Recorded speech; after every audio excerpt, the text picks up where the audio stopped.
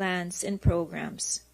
Grant us discernment to ask the right questions, carefully examine the matters before us, and make decisions that will contribute to greater opportunities and improve quality of life for the people of the Visayas and the entire nation. May our discussions be guided by integrity, mutual respect, and a sincere commitment to public service. Bless the members of this committee, the officials of TESDA, and everyone present today. Help us work together in a spirit of cooperation and accountability, always placing the welfare of the Filipino people above all else. This we pray in your holy name. Amen. In the name of the Father, of the Son, and of the Holy Spirit. Amen. The regular meeting on Committee on Visayas Development is now called to order. Madam Chair, I move to dispense with the calling of the roll. There is a motion to dispense the calling of the roll. Any objections? Hearing none, the calling of the roll is hereby dispensed. Madam Chair, I move to dispense with the reading of the minutes of the previous meeting and approve the same.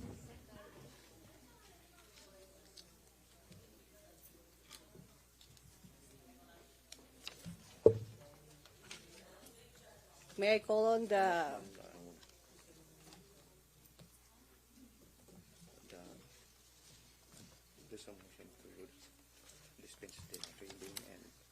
There's a motion to dispense the reading of the previous meeting of the previously meeting and approval. Any objection? Hearing none. The minutes of the previous meeting is hereby approved. And may we call on the committee secretary to acknowledge our guests, our members.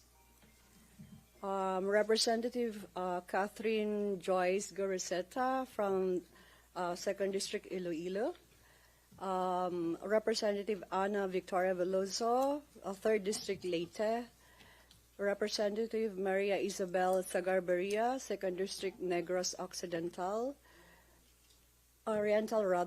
Representative Jess Marquez, 1st District Aklan. Representative Emmanuel Uy, 1st District Negros Oriental. Representative Edsel Galios, 2nd District Cebu. Representative Patricia Calderon, 7th District Cebu. Representative Florencio Miraflores, 2nd District Aklan. Representative Manuel Co, Abang Lingkod, and Representative Roman Nava from Lone District of Guimaras. Comsec, we also acknowledge our resource persons. Thank you, Madam Chair. The committee would like to acknowledge the following. TESDA Region 6 Regional Director, R.D. Esther Babalo. And together with her is the Provincial Director of TESDA Region 6, EAR, R.D. Glenford Prospero. And ROD Chief Cecilia Badios.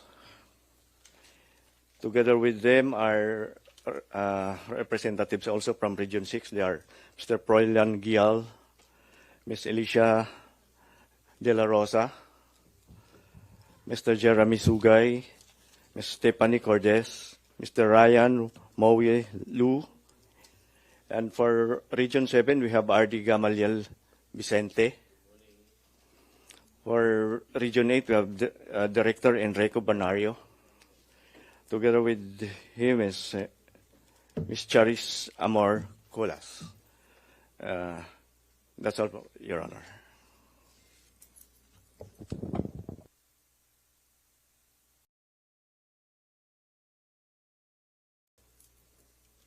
Thank you, Comsec Sani. To our distinguished resource persons, Honorable Kiko Benitez, coming soon.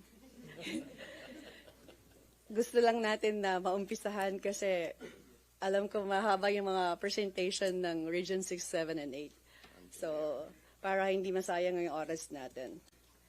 Our Secretary and Director General of TESDA, Regional Director Esther Babalo, and Regional Director Nina Connie Dude from Region 6, NIR, Regional Director Gamaliel Vicente Jr. from Region 7, and Regional Director Don Navarro from TESDA, Region 8.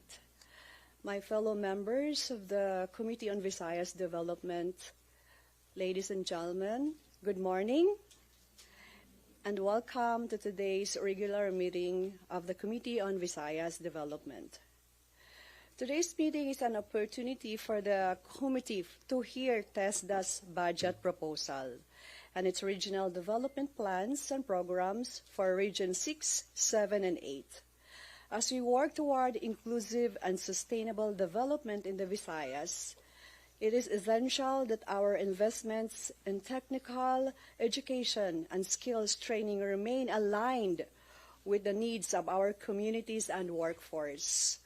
We appreciate the presence of our resource persons and look forward to your presentation and valuable insights as we continue to strengthen policies and programs that will benefit our people. Thank you, and let us proceed with today's agenda. May we start with a presentation prepared by Region 6, followed by Region 7 and Region 8. To allow our resource persons to present their reports without interruption and ensure a more orderly and productive discussions, may I respectfully request our esteemed members to reserve their questions and comments until the conclusion of the presentation. An open forum will follow, during which everyone will have the opportunity to raise their concerns. Thank you, and we can now proceed. Please proceed, Region 6.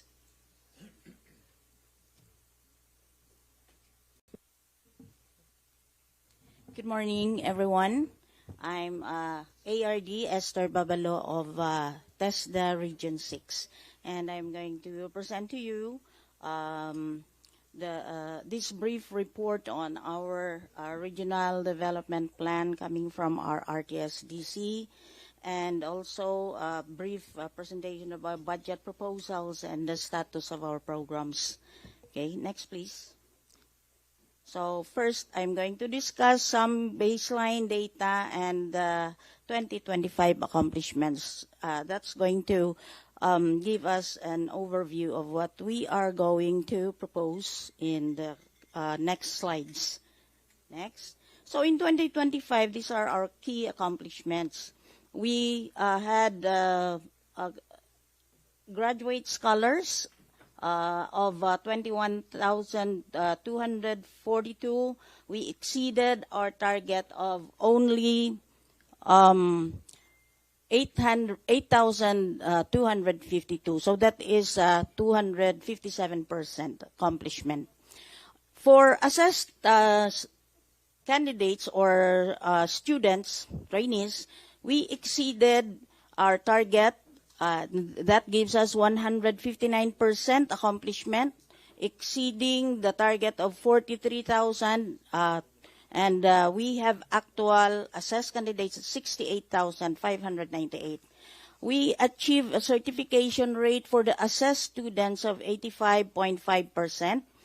58,650 were certified out of 68,598.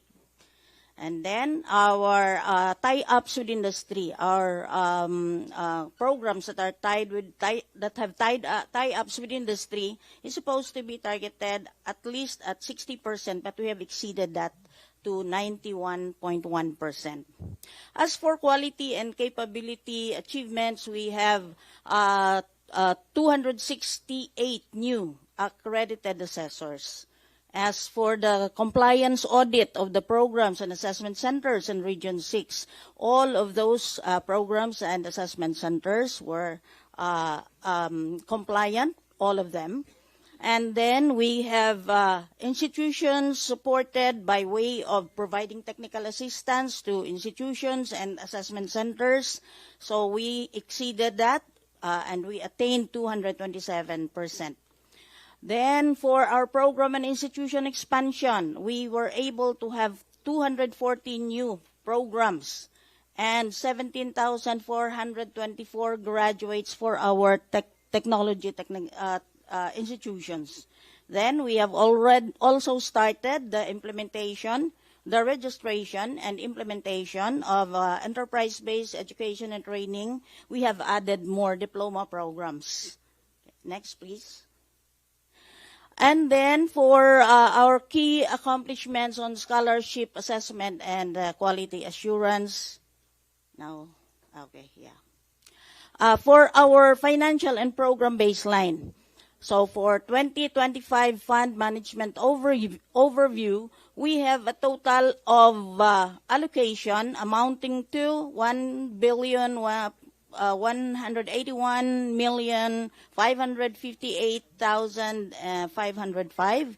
Our total obligations 1.032 billion. Our total disbursement 92,241,000. Our BUR at 87.37%. Our DUR at 67.06%. And this was for, or as of December 2025.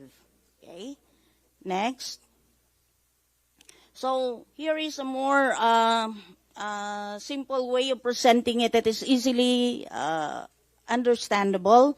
So our scholarship for 2025, as of July, as of very recently, our total allocation is 489,842,783 with approved 465,039,914, and we have a balance of 24,802,868. So as of July 31, our overall approved RQMs versus allocation is already 94.94%.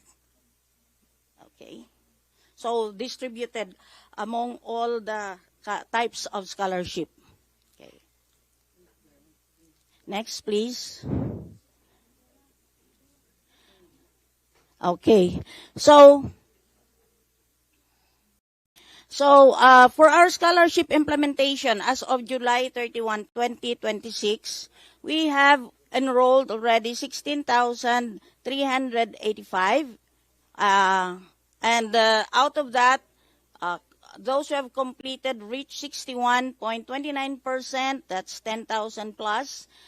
Those that were assessed at 98.51%, meaning to say 98.51% of 10,741. And out of that, there are 7,704 that have been certified.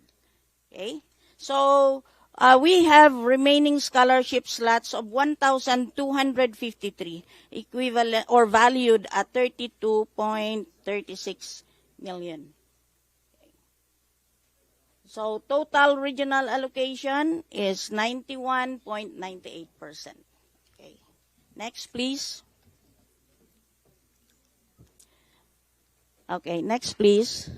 Okay. Now we are going to look at the TVET infrastructure and program growth, comparing this December 2025 data and data as of July 31, 2026. Okay, so for training providers per province, I will not call each province anymore. I will just go to the total. So for training providers in 2025, we have a total of 179. But for 2026, we have already reached 210 training providers. And the breakdown per TTI, private, and LGU and farm schools are also indicated in the table. As for regular program by sector, as of now, while we have 10 priority sectors, however, there are only 7 sectors represented here because the 3 others have yet to register the programs, while they already have assessment centers with us. Okay, so for tourism, agriculture, construction, human health, automotive and land sector, and land transport sector, social, community, and others, and ICT. What we don't have here is on creatives, energy, and manufacturing. As of now, they already have accredited assessment centers, but programs are still being prepared for registration. So our total programs in 2025 is 709, and for 2026 it is 1,080. However, while we see an increase here on the last column, there are about 369 of these programs in 2026 that are registered under the Provincial Office of Negros Occidental. Okay. However, as of now, they are still registered with Region 6. When NIR will already be full swing in their implementation, then these programs will be transferred to them already. Okay. Next, please. Okay, so here we are looking at the Advanced TVET and Assessment Network for Region 6. You will notice that we have, for our IBET programs, we have increased from 27 in 2025, and now it is 69 with the addition of 42. For our micro-credentials, we started in 2025 from 49, and then we added 16, that's now 65. Then for our higher TVET programs and diploma, we started with only 69 plus 76 new programs this 2026. So that makes 145. As for trainers and assessors, our trainers are as of December is 1,416. As of July 2026, it's only 1,230. There's a decrease because we are anticipating that some did not renew already. They might already be transferring to NIR soon. Then accredited assessors, there's an increase of 171. Assessment centers, there is an increase of 54. Okay, next. For CY 2026, beneficiaries and budget status. Okay? So, I'll go to the totals only. Okay? So, for the 3 modalities of training, CBT, EBAT, and IBT, the total graduates is 5,229. This is for 2020. Okay. 9,318.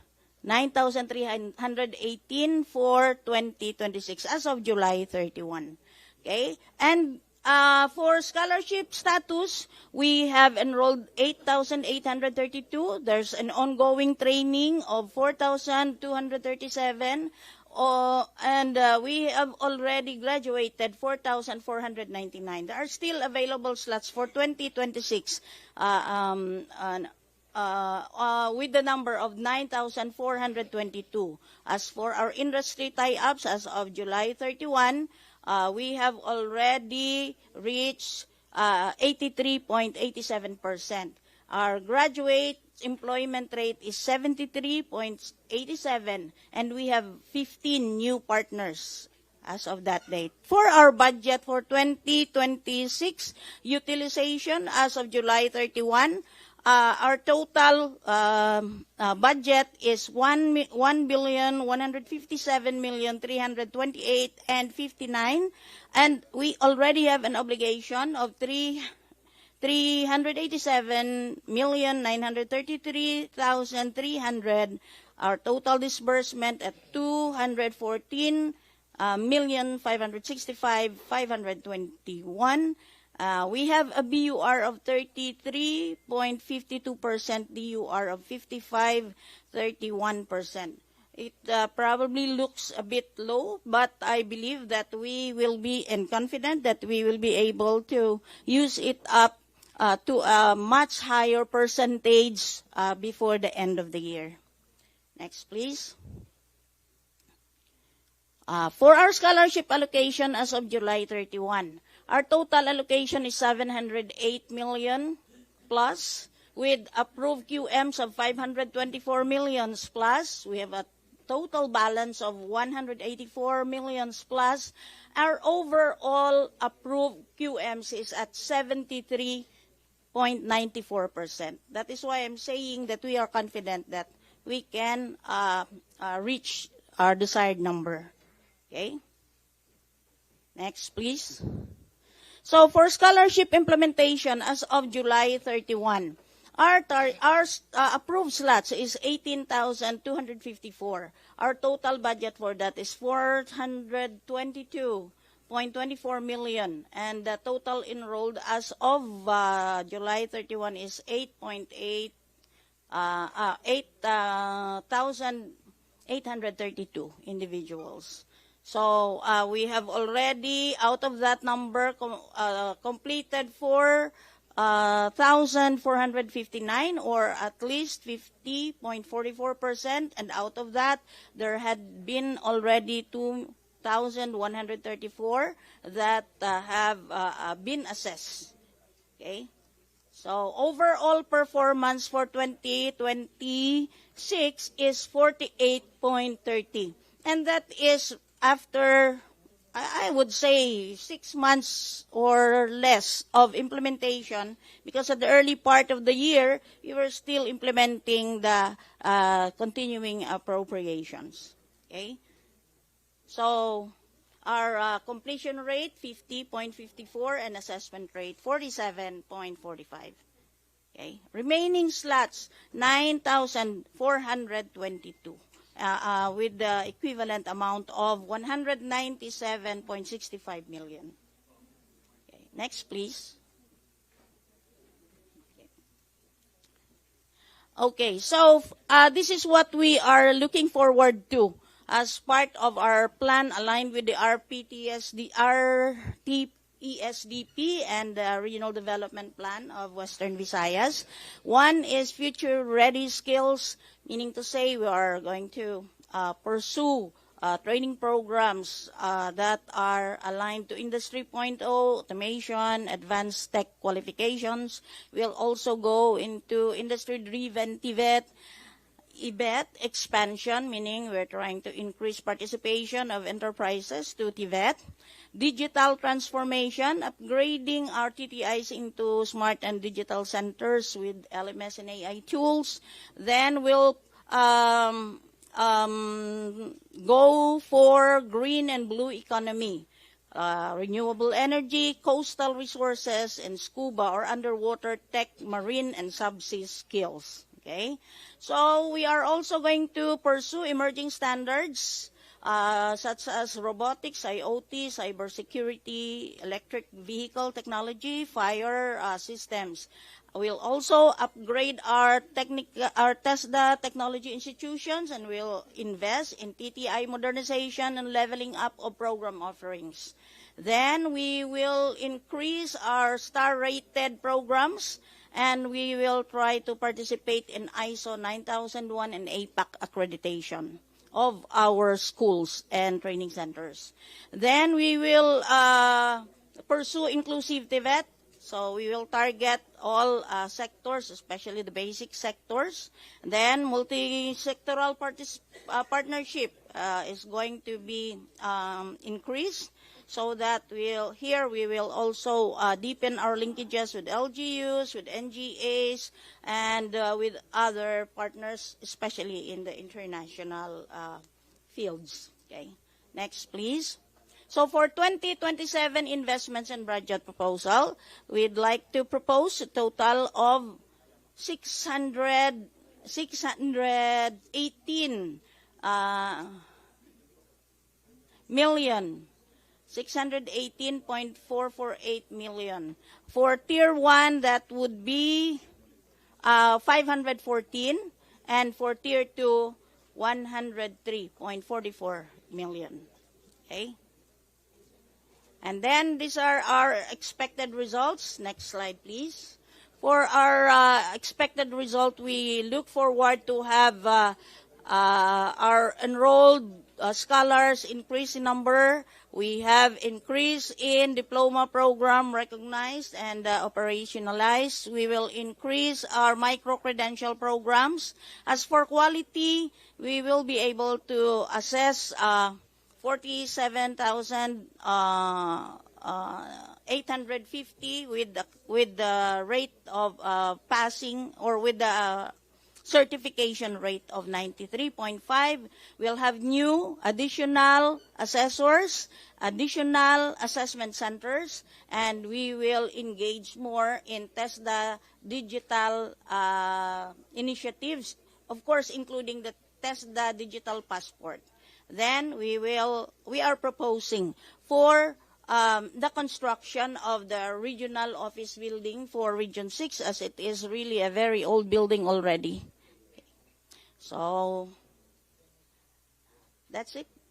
Thank you very much. We say that investing in TVET in Region 6 is actually investing in Region 6. Thank you, Region 6 Regional Director Esther Babalo. Before we proceed to the presentation, we would like to acknowledge Representative Javi Benitez from 3rd District Negros Occidental, Representative Janice Degamo from the 3rd District of Negros Oriental, Representative John Babayap from 1st District of Bohol, and Representative Julienne John Baronda from the Lone District of Iloilo. And also, we would like to acknowledge the Undersecretary, Yusek Gallo, Glino, rather. And before we proceed to the presentations, may we call on our Secretary, Director General Kiko Benitez, our good friend and our pride, for the short message to the committee. Sorry, thank you. I apologize, Madam Chair, for being late. I came from Taguig, and the traffic was not as quick as I had expected it to be. Having said that, TESDA is here today to present to the Visayas Development Committee the status of TESDA programs within the Visayas across Region 6, NIR, Region 7, Region 8. And we would also like to present some of our new initiatives that, in fact, we are launching next month, which is part of TESDA's mandate and in our charter to capacitate local government units to undertake community-based TVET. No, so you will see in the presentation that will be given by SARGs on what we call Train Local. We would like to launch capacity building for workforce development with LGUs. We've already started the initiative, but we want to do it in a little bit more comprehensive manner. What it will do is it will provide LGUs with the ability to, across the different modalities that TESDA provides training, whether this is community-based, which is our smallest sector, or our institution-based, or our, which is the largest sector, or our enterprise-based education. Yeah, the hope is to be able to see how small actually the TESDA budget is. in contrast to the demand, no, and the need. After all, with the Lifelong Learning Framework Act implementing rules and regulations signed last May, increasingly workforce development will be skill-oriented, and increasingly the demand for the kind of skills that TESDA provides will also increase. This goes hand in hand with, I hope all representatives are aware, that TESDA has been rolling out assessment for senior high school students as part of our convergence with DepEd, and as mentioned by the President, as well as the rollout of the Philippine Credit Transfer System, which again was mentioned by the President last week, which is a convergence actually with CHED. Right? So there is a new One Education initiative across the trifocal education agencies. And our role, in many ways, is to liaise with local government units to ensure that it is directed for workforce. Right? We are the employment education agency more than the other two. So having said that, I welcome the opportunity for TESDA to present the status of our programs. You have heard from Region 6, and we'll continue as we move. I'm assuming you're going to move eastwards for the status of the TESDA programs, and I suspect that many of the representatives here are already aware of the demand and the need, no? And the effect and impact to development of TESDA skills trainings. And I hope to have your help in making sure that we can further expand when the budget comes, how much we can actually put back, into poverty reduction and employability of our people. So thank you very much, Madam Chair, for the opportunity. Thank you, Secretary. That was a very insightful message, and I would like to thank your office and the office of Undersecretary Colombo. Sa pinakamalalayong barangay secretary, kasama ko siya sa graduation.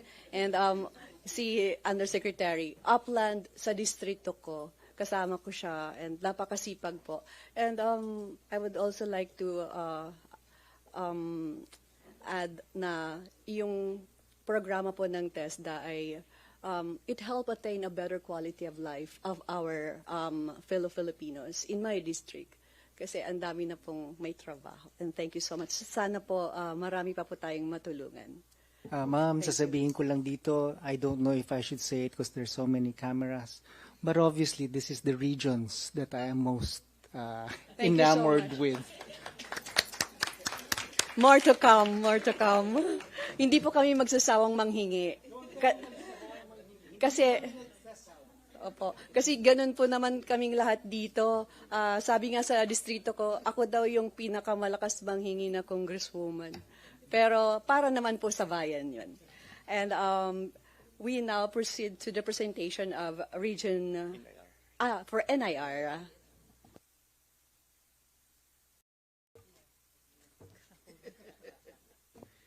May we call on Regional Director Nina Connie Dodd. Okay, so maayong aga, maayong buntag from the youngest region in the Visayas, the Negros Island region. So I am Nina Dodd po, the Acting Regional Director, and I am happy to present to you today our plans, budget, and status of program implementation. So before that po, I'd like to greet our Honorable Chairperson, Lolita T. Javier, and distinguished members of the Committee on Visayas Development. Of course, our very loved TESDA Director General, TESDA Secretary Kiko Benitez, fellow government officials and partners. On behalf of TESDA Negros Island region, it is my honor to present to you this morning our plans. So we all know it is a newly established region pursuant to RA 12,000, and we are at a crucial, Sorry. So, being a new region, we are at a crucial stage of setting the foundations for a responsive, inclusive, and industry-driven TVET system. Our presentation today will outline our strategic priorities, the current status of our programs, and the resources required to fully operationalize the region and effectively serve our constituents. Next slide, please. Just to say it po that we do not have budget yet this 2026. So we only receive funds from the central office to partially operate our regional office, which is currently situated at Aqua Center, Capital Area, Dumaguete City. And most of the funds for the provinces of Occidental, Oriental, and Siquijor are still lodged both at Region 6 and Region 7, currently under the GAA po. So also, just to say that currently we're happy that we're able to get already 8 plantilla possessions, and these are filled up. We're still waiting for the release of the DBM for the second tranche, which is supposed to be this year, for the 11 additional plantilla possession. So hopefully po, before the end of the year, we're already going to get na po our full complement for our personnel. So we are composed of 3 provinces, and we are on our initial stage, but despite that, we remain committed to delivering quality technical education skills development, bringing opportunities closer to every Negrense and Siquijudnon. Just to show you, because we are new, next slide please, just at a glance, so currently, this is our TVET capacity. We have 713 registered programs across the 3 provinces with 156 TVET institutions and 117 mobile training programs, with 783 available trainers across various qualifications also. We have 79 assessment centers with 381 assessors. So overall, these figures reflect a growing TVET ecosystem, while also highlighting the need to further expand access, especially the underserved areas, and to strengthen higher level qualification and industry-allied programs across the region. Next slide po. So being such that we do not have our budget, we called out the accomplishments of the 3 provinces. We started monitoring this already, and for 2026, we actually taking full responsibility in terms of monitoring the physical and some financial accomplishment of the NIR. So for the physical in 2025, just to show you that we have exceeded our target of 66,000 enrolled. This is all across all delivery modes. And for with 53,782 graduates, 38,000 assessed, and 34,000 certified. For 2026, as of June 20, we have already recorded 25,493 enrolled. This is 42% of our target of 60,000, with 15,645 graduates. We're able to assess 26,442 with 91% certification rate. So next slide po.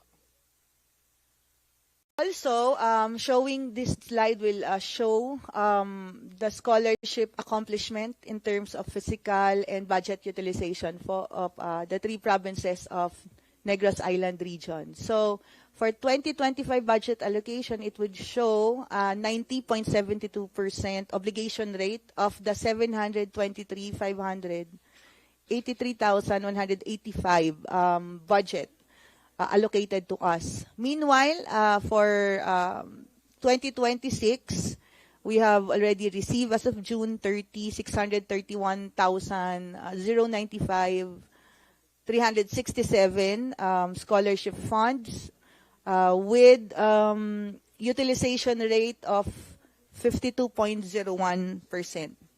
So overall, this shows efficient fund use and steady program delivery. Okay. Just next slide po.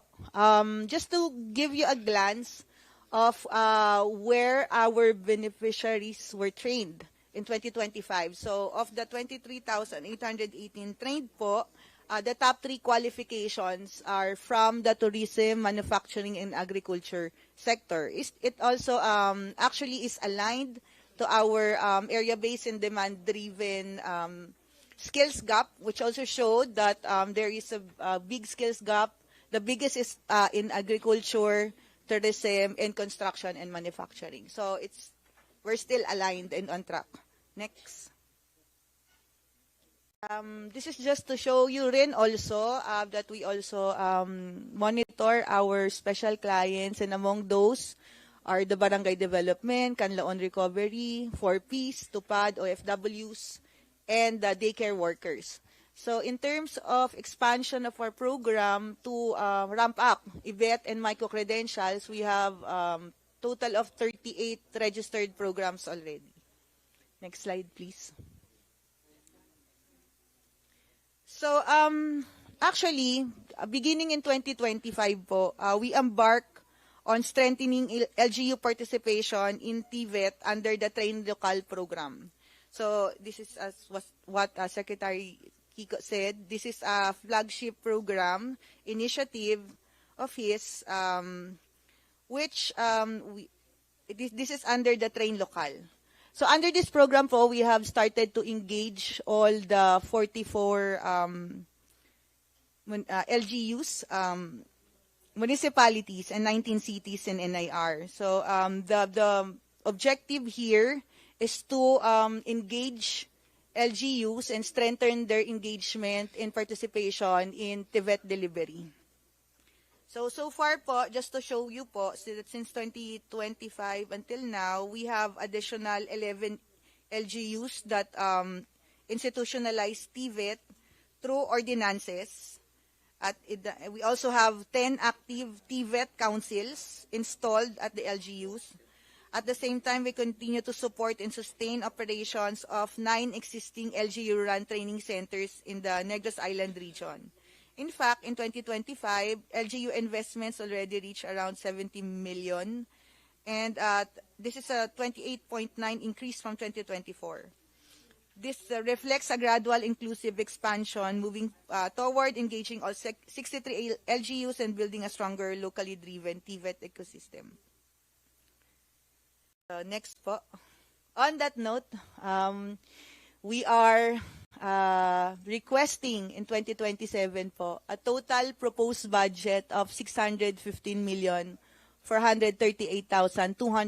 144 million of which will cover regular appropriations, including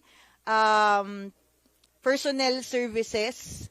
That also includes in anticipation of the full staff complement of the 22 Pantilla positions of the NIR Regional Office. And this is for Tier 1. And 31 million will be for MOOE. So if you can notice po, bulk of our requests for budget is actually lodged under new appropriations under Tier 2. If you can see on the slide po, these are for Training for Work Scholarship Program, additional, and then additional also for STEP Scholarship, and additional for diploma programs. In the LGUs that we have visited in NIR, their common among their challenges is that while there are also presence of local colleges or sometimes SOCs or universities, it cannot absorb most of their students, and they're having a hard time to suggest or to fund where else they can go. So we're thinking that maybe it's high time also for TESDA to invest more or to request more funds for diploma programs under the UWACTEA so that we can service more beneficiaries from the NIR. So while the 56 million po is our request for capital outlay, particularly in the establishment of the regional office and training innovation center in Oriental, and there's also a request from the Sikihor for the expansion also of their training center in Siquijor. So next slide po. I would just like to interrupt a little bit and thank the representatives from Negros Oriental for the help, no, in setting up the TESDA regional office in Negros Oriental. Thank you, ma'am. Thank you very much. Thank you so much po, ma'am. So, meanwhile, this slide naman po will just show you the comparison from 2025, 2026, and 2027. But also, please take note again that we just consolidated. For 2025 and 2026, we've just consolidated the funds received by the three provinces of Occidental, Oriental, and Siquijor, while and also the amount we received this year is just an augmentation from the central office to partially run the regional office and the plantilla positions. So next po. So that's just to show you perspective of what we want to build in NIR. No, one is the regional office, but it's also serve as a trainers innovation hub and assessors learning center, and technology center of PTC Siquijor. Next po.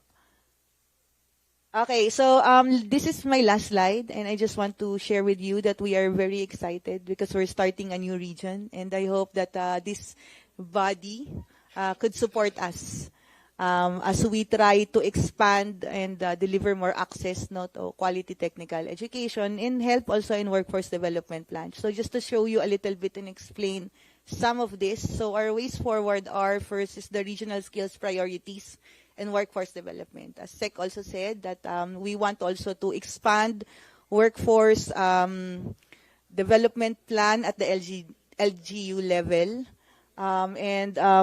Also, since we are a new region, we want to formulate our regional skills priorities. So align this with the needs and priorities of industries at the LGU level, and also develop and implement workforce plans. Second po, this is very crucial also that next year that we become fully operational already as a regional office. So we have to ensure that the 22 plantilla positions are already granted to us, secure adequate budget, and also more permanent space for our regional office po. Next is the last pala, the infrastructure already explained. Last is the TVET infrastructure.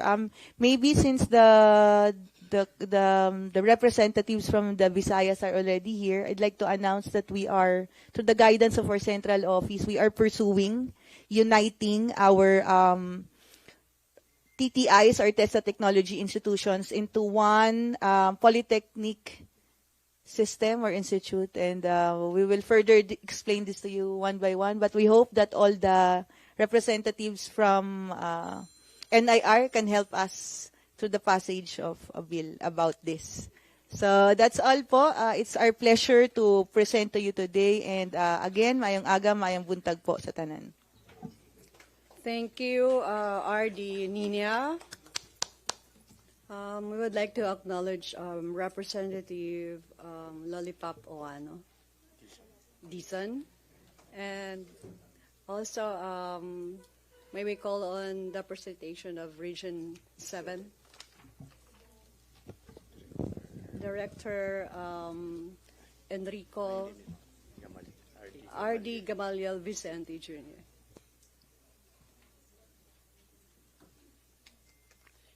Former 8.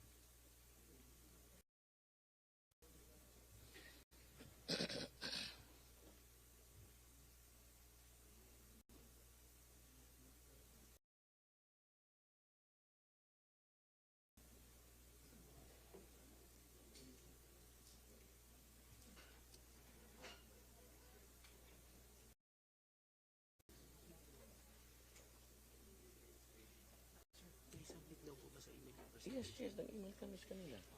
You acknowledge. Latest.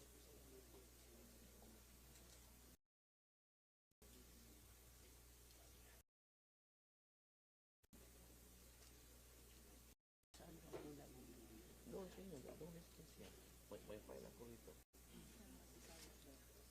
Oh. Na-acknowledge siya sa staff ko. Hindi ko naman memorize ano yung saan siya. Nag-email siya. Una naman ang 8 siguro. Ready ka, ready ang 8? Okay, sir, na-email ko. I-send kong file sa inyo. Ako i-send. Sa Viber na lang po, sir. Oo, kaninang Viber? Ang Ether? Sino ang Ether? Ay. Mabilis lang yan, sir. Mabilis lang, sige, oh.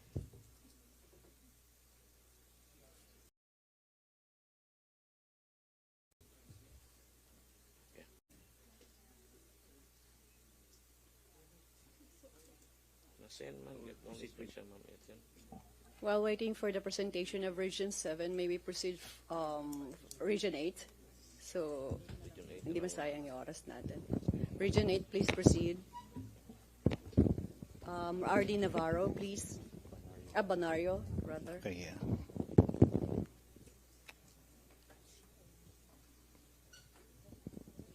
To the honorable members of the Committee on Visayas Development, led by Congresswoman Lolita Karen Javier, ma'am, to our TESNA Secretary Kiko Benitez, Deputy Director General Sarge Colombo, regional directors present, and everyone present in this hall, good morning. On behalf of our regional director, RD Dan Navarro, it is a privilege to present our roadmap for technical vocational education and training in Eastern Visayas. So this plan is not merely a collection of targets. It is a validated strategy developed in close coordination with our industry partners in Eastern Visayas, regional line agencies, regional industry boards, and other stakeholders, designed to bridge the skills gap through strategic investment and regional cooperation. Next slide, please. Our mission begins with a strong regional presence, as shown on the map of TESDA Region 8, serves all 6 provinces through a network of 14 technology institutions strategically located or distributed across the region. At the center of this network is our regional office at the heart of Tacloban City, which serves as the hub for planning, coordination, and technical support. Next slide. Aligned with the area-based demand-driven Tibet strategy as the basis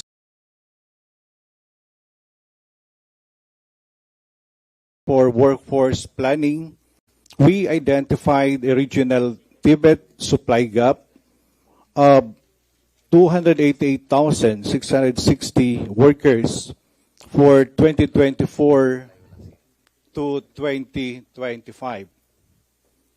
The shortage is most pronounced in Leyte with 131,913 workers, nearly half of the regional gap, followed by Samar and Eastern Samar. These findings guide the prioritization of our training investments and interventions where they are needed most. Next slide, please. To address this workforce demand, we must first close our TVET infrastructure gap. Based on the projected training and assessment requirements, the region requires an additional of 1,700 registered programs. 1,246 trainers, and 688 assessors, and 457 assessment centers. These infrastructure investments are essential to expanding training and assessment capacity and produce the skilled workforce needed by the industry. Next slide, please. Let's look at the data. This visualization compares our projected workforce requirement in red color with our actual TVET graduates in blue color, showing how much of the demand has already been met as of July 2026. In agriculture, we have produced 35,474 graduates toward the requirement of 64,115 workers, meeting about 55% of the target. In construction, the gap is more pronounced, with only 10,716 graduates against a requirement of 47,601 workers, or roughly 23% of the demand. Meanwhile, social and community development has already exceeded its projected requirement, producing 32,759 graduates compared with a demand of 20,902 workers. Next slide, please. In tourism, we have produced 39,786 TVET graduates, while the sector's projected workforce requirement is 46,369.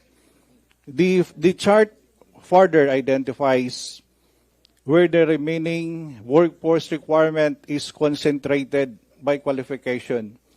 Bread and pastry production in situ accounts for the largest share at 10.26%, followed by housekeeping in situ at 9.26%, cookery in situ at 9.25%, and food and beverage services in situ 9.11%. Other key qualifications include bartending, front office services in situ, barista, and events management services in C3. Next slide, please. To help close this workforce gap in Eastern Visayas, we have strengthened industry engagement by expanding partnership in our priority sectors and establishing industry TVET boards for construction, manufacturing, and tourism. These boards provide industry expertise to identify emerging skills requirements, validate competency standards, and ensure our training programs remain aligned with the labor market needs. Next slide, please. This close collaboration with industry has resulted in the promulgation of 6 competency standards addressing program gaps in occupation without existing training regulation. This includes cocoa sugar processing and shrimp farm operations, enabling TVET to better support Region 8 priority and emerging industries. Next slide, please. Our work does not stop with the 6 promulgated competency standards. Several competency standards are currently under review by TESDA Qualification and Standards Office, bringing existing qualification in line with current technologies and industry practices. Next slide, please. We are also enhancing standards for rabbit production, agar wood production, and will be developing cocoa nut-related qualifications. Next slide, please. Our long-term vision is the rationalization and upgrading of our 14 technology institutions into 4 state polytechnic institute models. This is more than an organizational restructuring. It is a strategy investment in building resilient institutions capable of delivering industry-responsive education, fostering innovation, and driving inclusive regional growth. Realizing this vision, however, will require the continued support of the legislators through enabling policies and sustained investments that will transform this institutional reform into lasting legacy of Eastern Visayas. So in Eastern Visayas, we have 4 polytechnic institutes proposed. And then next slide, please. To further translate these strategies into tangible outcomes, we need the necessary investment. For our 2027 Tier 2 budget proposal of 64.75 million is designed to strengthen the foundations of a demand-driven debate system, from modernizing our institutions and expanding training capacity to ensuring quality service delivery. Nearly 63% of the proposal is allocated for capital outlay, recognizing that stronger institutions also require stronger infrastructure. Next slide, please. This infrastructure investment directly support our institutional transformation.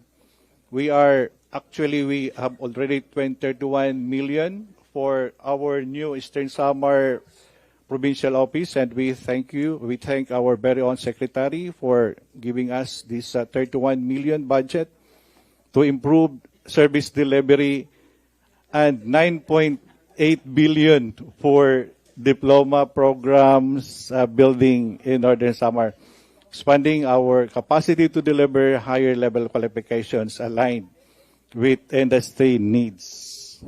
Next slide, please. But facilities alone cannot deliver quality TVET. We are also requesting 19.6 million to fund 34 new positions, strengthening our training and assessment workforce and enabling our institutions to fully deliver the programs needed by industry. Next slide, please. Our proposal also includes a 4.3 million MOE requirement for the Southern Leyte and Biliran provincial offices. This funding will address their increased operating requirements and ensure the uninterrupted delivery of the mandated programs and services. So next slide, please. Ultimately, these proposals are investments in the people of Eastern Visayas. They will help us close workforce gaps, strengthen our institutions, and provide more opportunities for our learners and workers. With your partners, we can transform our institutions, empower our people, and create lasting opportunities for generations to come. Together, let us advance Eastern Visayas. Maraming salamat po, maupay nga aga aton nga tanan. God bless everyone.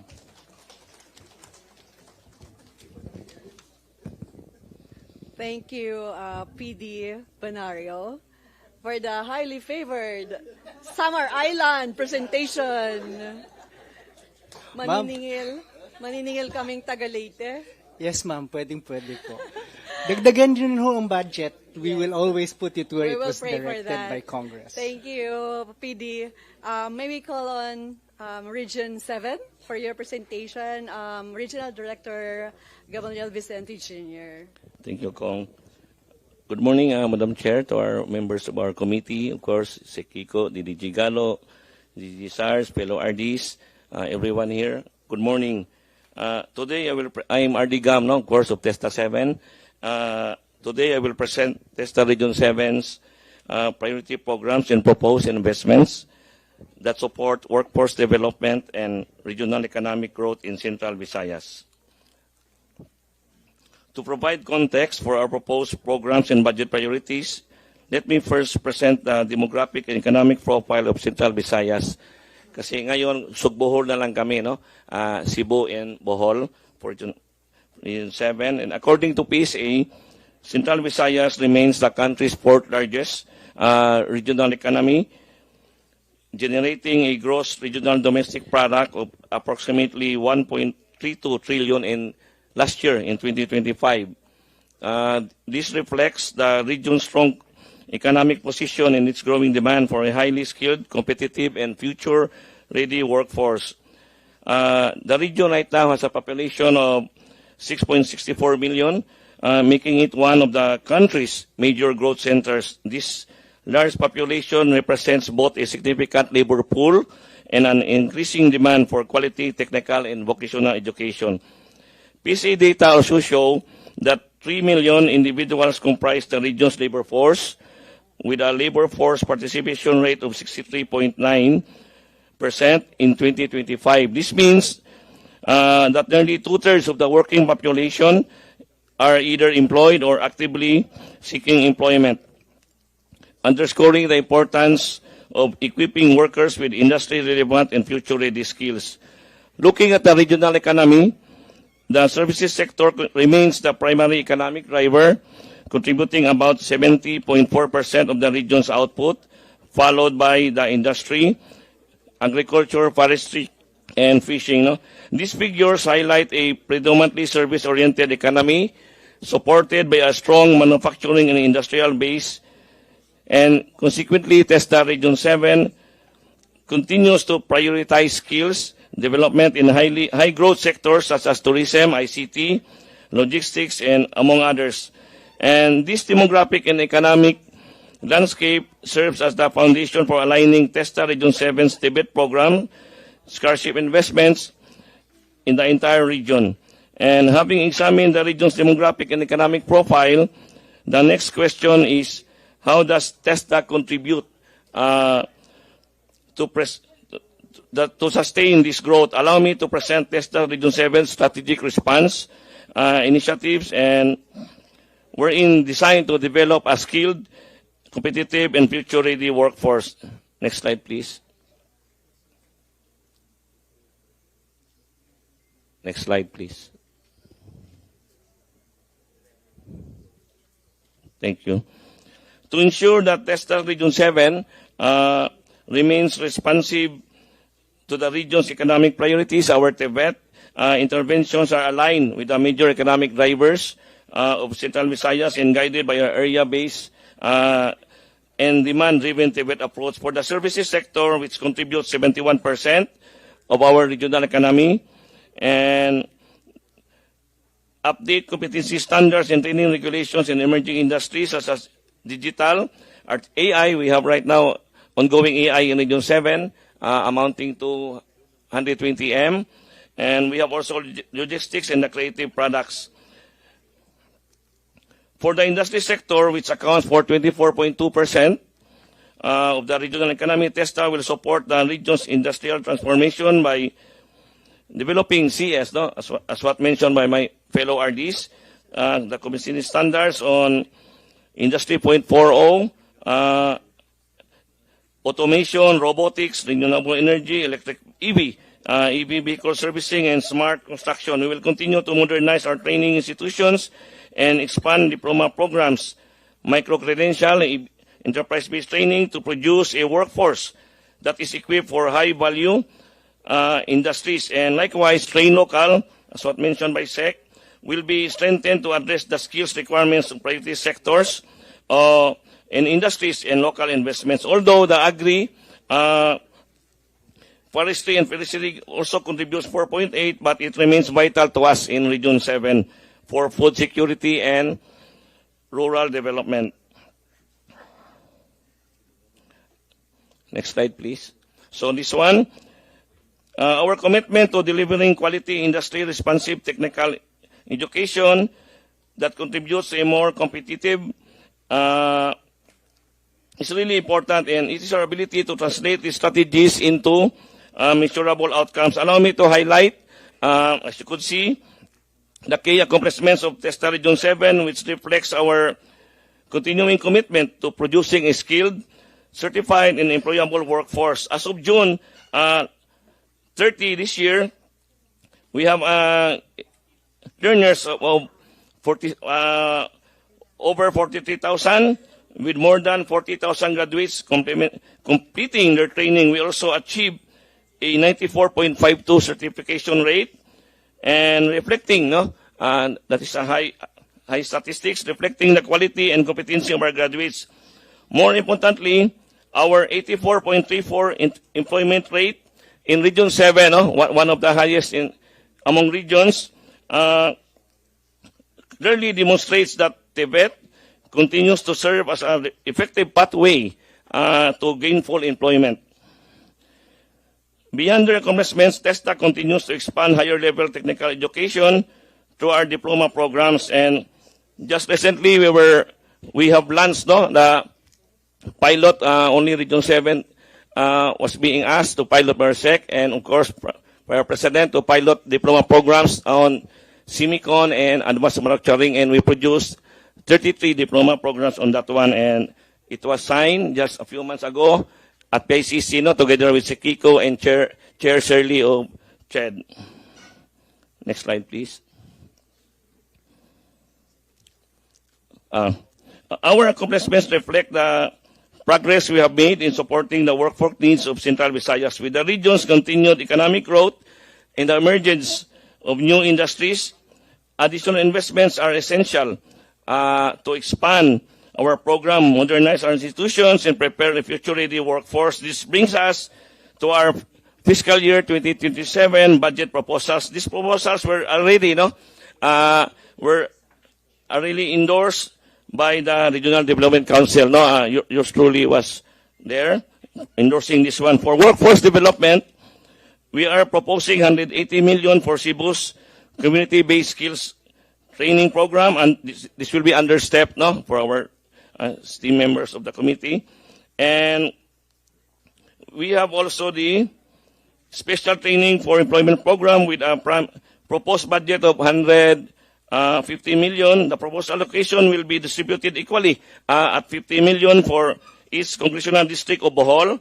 And of course, this program aims to strengthen workforce development in the province by expanding access to industry-relevant skills, training, assessment certification, among others.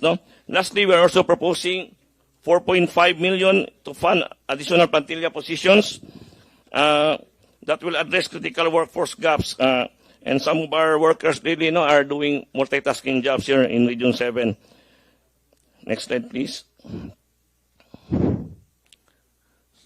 So this one, we have for institutional capacity, we are proposing this one for PTC Tubigo. We have a two-story building. Then the establishment of PO Cebu, TVET Competency Assessment and Certification System Data Bank, around 2M. Then 1.3 for the laboratory at PTC Bilar. And the slide also did not include, Kong, about the proposed PO Bohol now. You promised us. Yes, but we will present with RDC. I will present Kong Maba in the RDC. The three-story building you promised in the lot by Mayor. Yes, I present that. So, overall, these proposed investments will strengthen TESDA's capability to deliver quality, accessible, industry-responsive TVET. Okay, so next slide. So this one, the RTC Cebu, the 206 million, this will house our regional office, the provincial office of Cebu, and the RTC of Cebu. And yours truly is part of in designing this one. I did a few of the structural analysis, and we are planning this one to build in our existing lot there, just beside Waterfront Hotel. And it will have a own power. It's included in our request. The building will be really energized if there are calamities. So the Fashion Tech also in RTC Cebu, we are requesting for this 12 million. And also the construction of the PTC Sambuano, this is a request of Kong Idsil, and I already presented this one as well with the RDC, this 20M for Sambuan. Next slide, please. In addition, to the proposals already endorsed to RDC, we are also seeking, for our STEAM members, additional funding for strategic programs that will further strengthen our region's workforce development. One of these is the proposed 297 million. 33 programs times 200 slots program for the expansion of our pilot diploma programs. Our pilot diploma programs is unique because this is standardized. This is with PCTS, and this is also aligned with international alignments. For in Dublin Accord, Sydney Accord, and Washington Accord. Our pilot in Region 7, and this is a joint test that shared convergence. Our pilot. And 18 HCIs and TBIs and 4 industry partners, the NOLS, Teradyne, Mitsumi, and CP are included in this pilot. Next slide, please. While these budget proposals will strengthen our program facilities and institutional capacity, achieving future-ready TVET system also requires investing in our most valuable resource, of course, our people. Beyond infra and program funding, TESTA Region 7 is proposing this is part of our NIT's DP. We call this one the GLIP, the Global Learning and Innovation Program for 2027 as a strategic investment in human capital.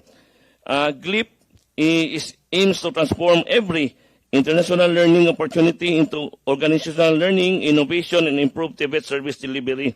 And it is anchored on 6 strategic components. Of course, we have knowledge, knowledge repository, innovation laboratory, future skills, and mentorship and benchmarking in the innovation. Implementation will commence in 2027 with the establishment of the program's foundation through learning sessions, a knowledge repository, and a pilot innovation projects in 2028 as well. So next slide.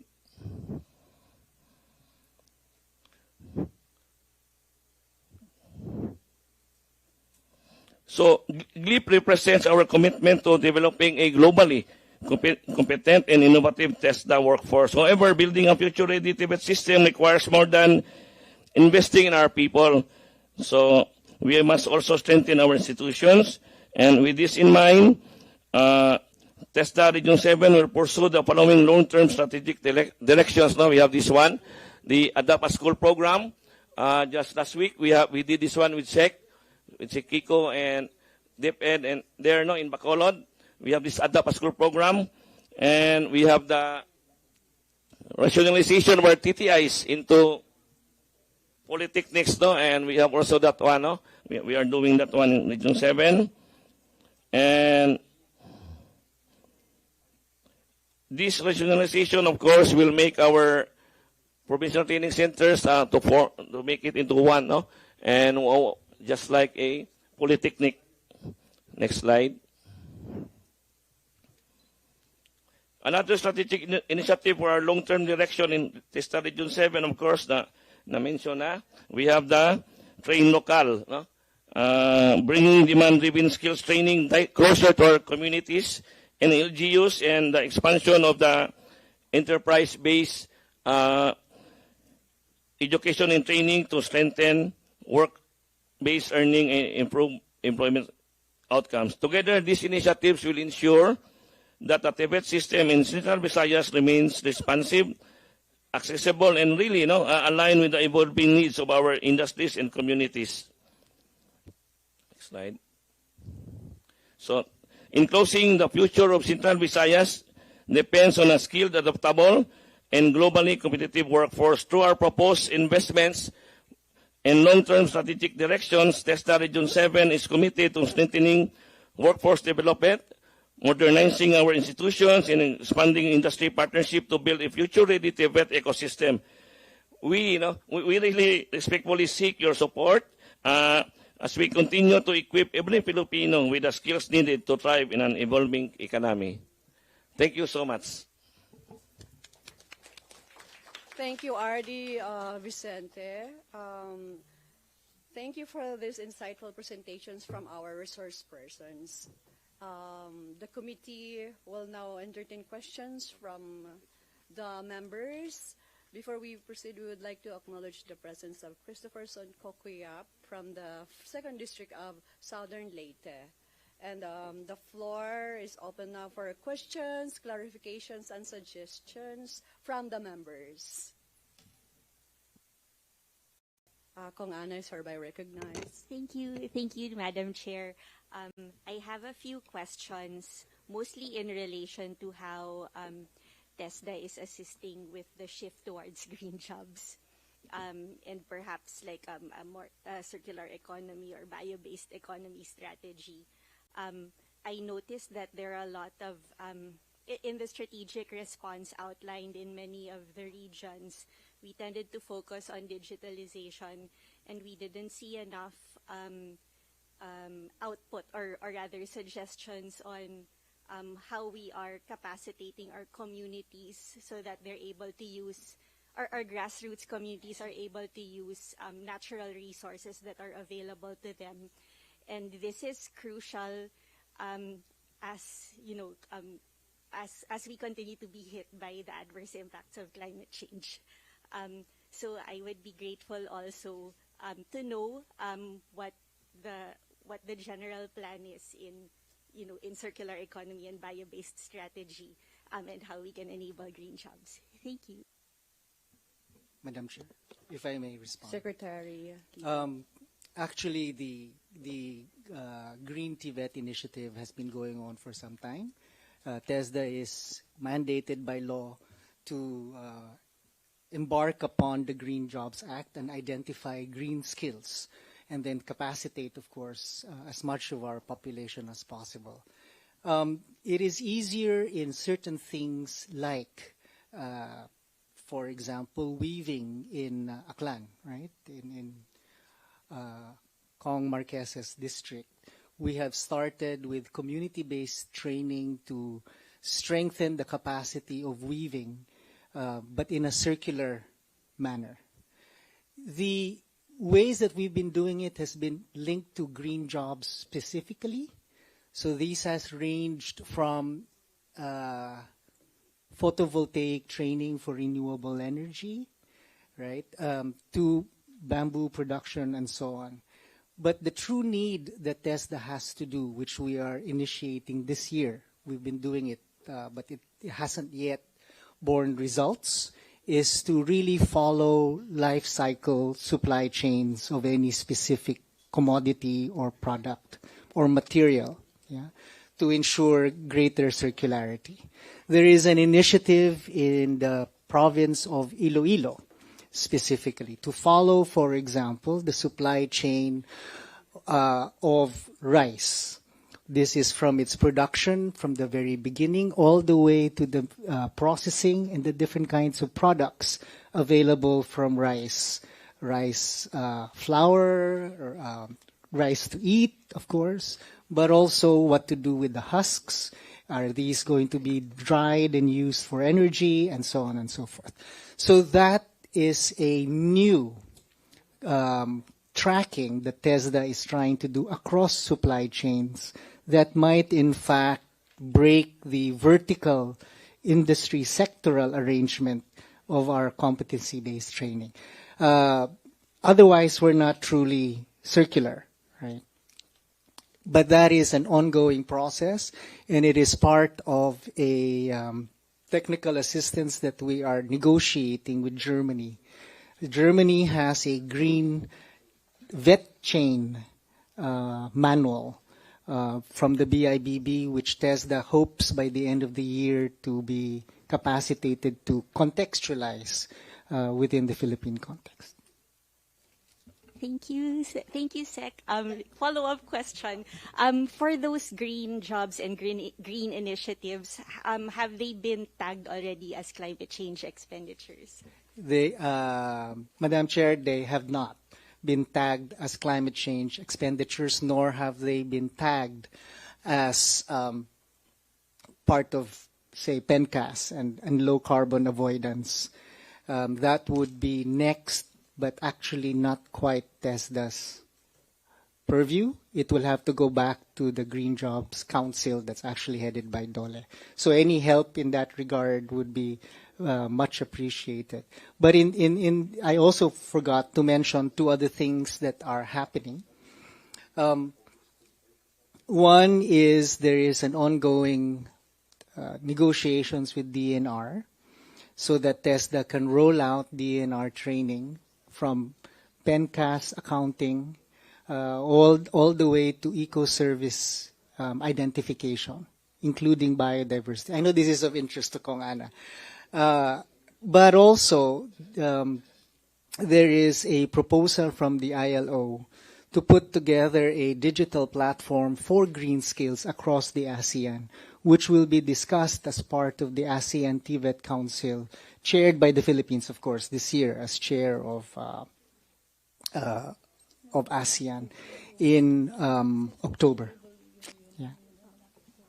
Thank you, Madam Chair. Last question. I noticed also that we're trying to upgrade our different institutes into state polytechnic institutes, and I imagine this is to make it easy to roll out NC3 and NC4. In that regard, does TESDA have like a phased cost, I don't know, calculation already of how much it will entail for that upgrading to take place? Actually, there is a ADB-funded program with TESDA called the SIP-TVETs, which is to create regional training innovation centers in every region. So there should be one in every region. Yeah. In some regions, there will be two, one of which was funded locally by the Philippine government.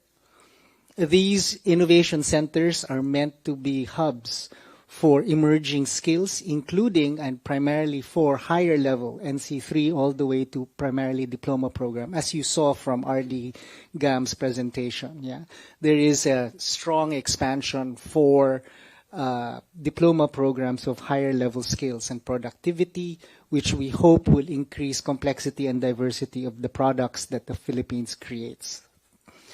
There is a proposal right now to do a certain amount of amalgamation so that, in fact, regional training centers and provincial training centers, some of which are quite small and do not have the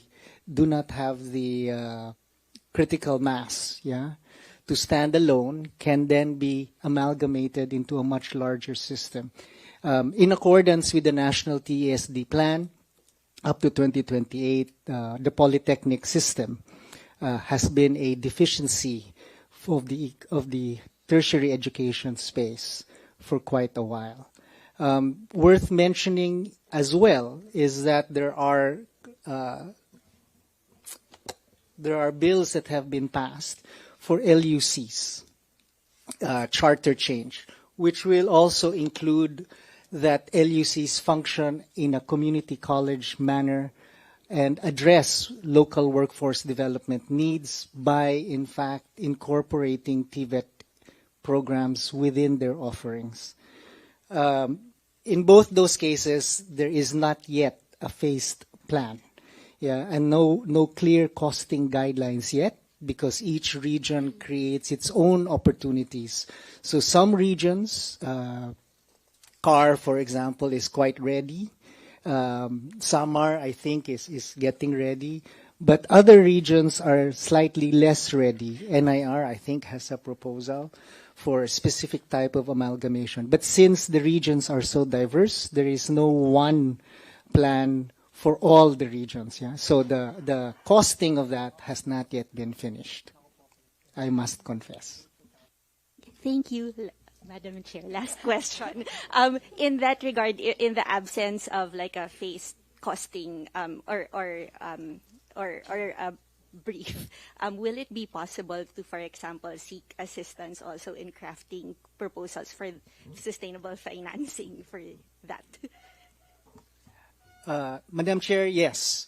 That is obviously a great desire and is, in fact, part of the reason why I think all the presenters have also presented what was launched last week in Bacolod, the Adopt a School program. No, this is a national council chaired by DepEd that has really met for the first time under Secretary Sani Angara, where all public schools, and I think this is important as well because it includes LGU training centers. So if you have, which I know in Dumaguete, for example, there is one, LGU owned and managed or operated training centers are eligible just as any public school is eligible for an adopt-a-school where private sector can donate, whether this is facilities or equipment and or program, and receive 150% tax deduction on their income. Yeah, so this is a program that's being launched for a PPP type of model. So sustainable financing over the long term needs to incorporate these kinds of government incentives. Thank you, Secretary Kiko, for sharing this initiative by TESDA. Any more questions from the body? We recognize Zeta? Me first. Okay. Ladies first. Thank you. Good morning, Madam Chair, of course, our Secretary of TESDA, Sec Kiko, our RDs, USEC, my colleagues. Actually, this is in connection also with Kong Ana, but for me, it's more of the health, what do you call this, trainings that we have in TESDA. So I would like to commend, of course, the programs of TESDA given to my district and also Sekiko for accommodating all our requests. But anyway, I just observed that in all the reports of our regional directors, I think the health trainings are not on the top list. It's always in the third to the last. Top 5, okay, but it's not on the top list. Yeah. So may I just know what the factors or the reasons why we only have like a few trainings or courses for this? Well, in fact, I think this is also very important. For example, in the emergency response in our barangays.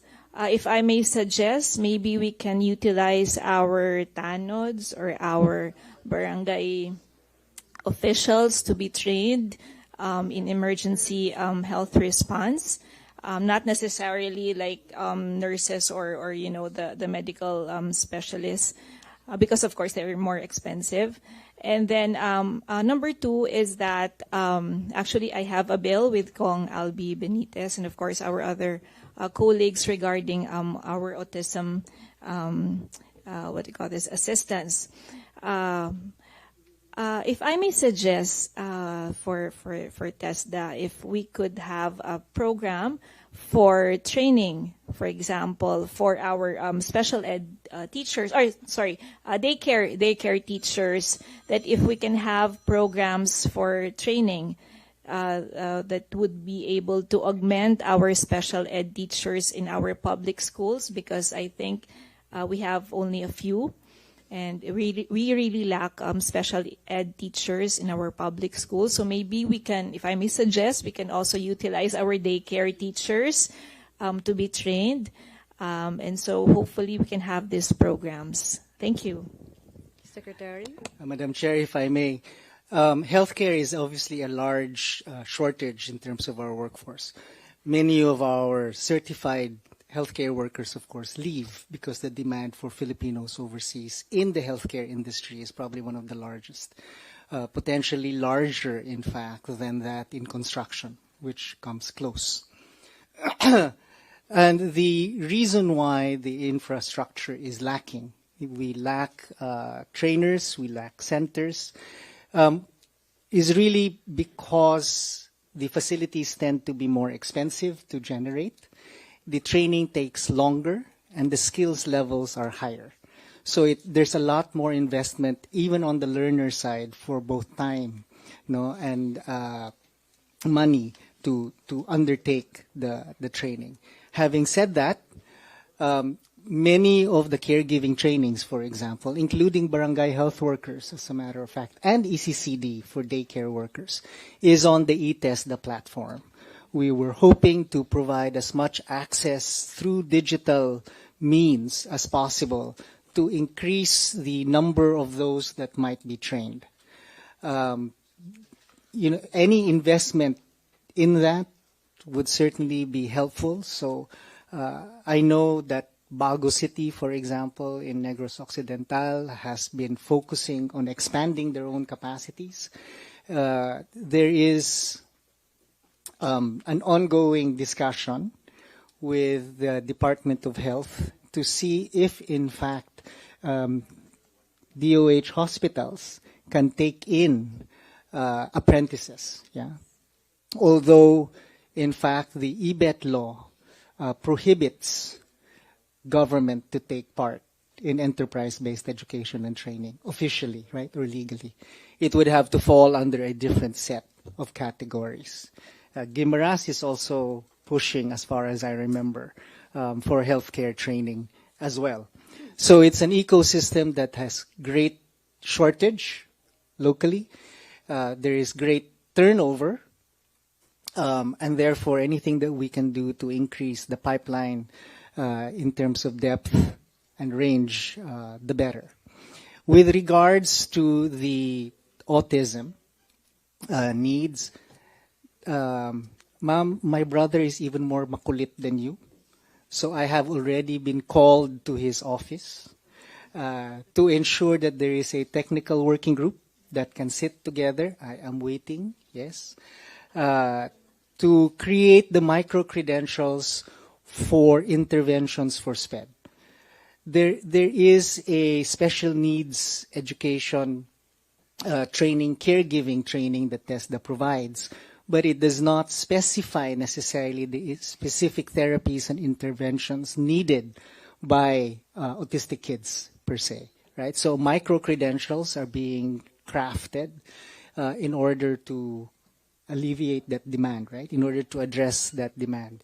At the same time, because it is a clear shortage within the education system, DepEd has not quite been compliant with the Inclusive Education Act, and DepEd knows that they have not because of the shortage of trained personnel.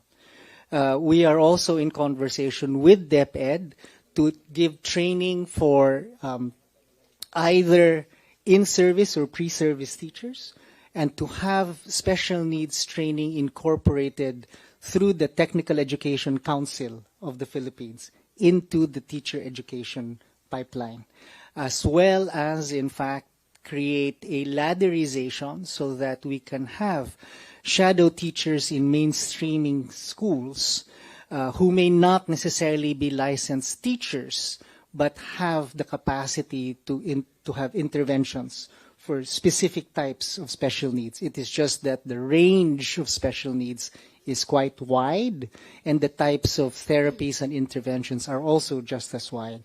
So that's going to take time. But I would like to inform the committee, Madam Chair, that the efforts are underway.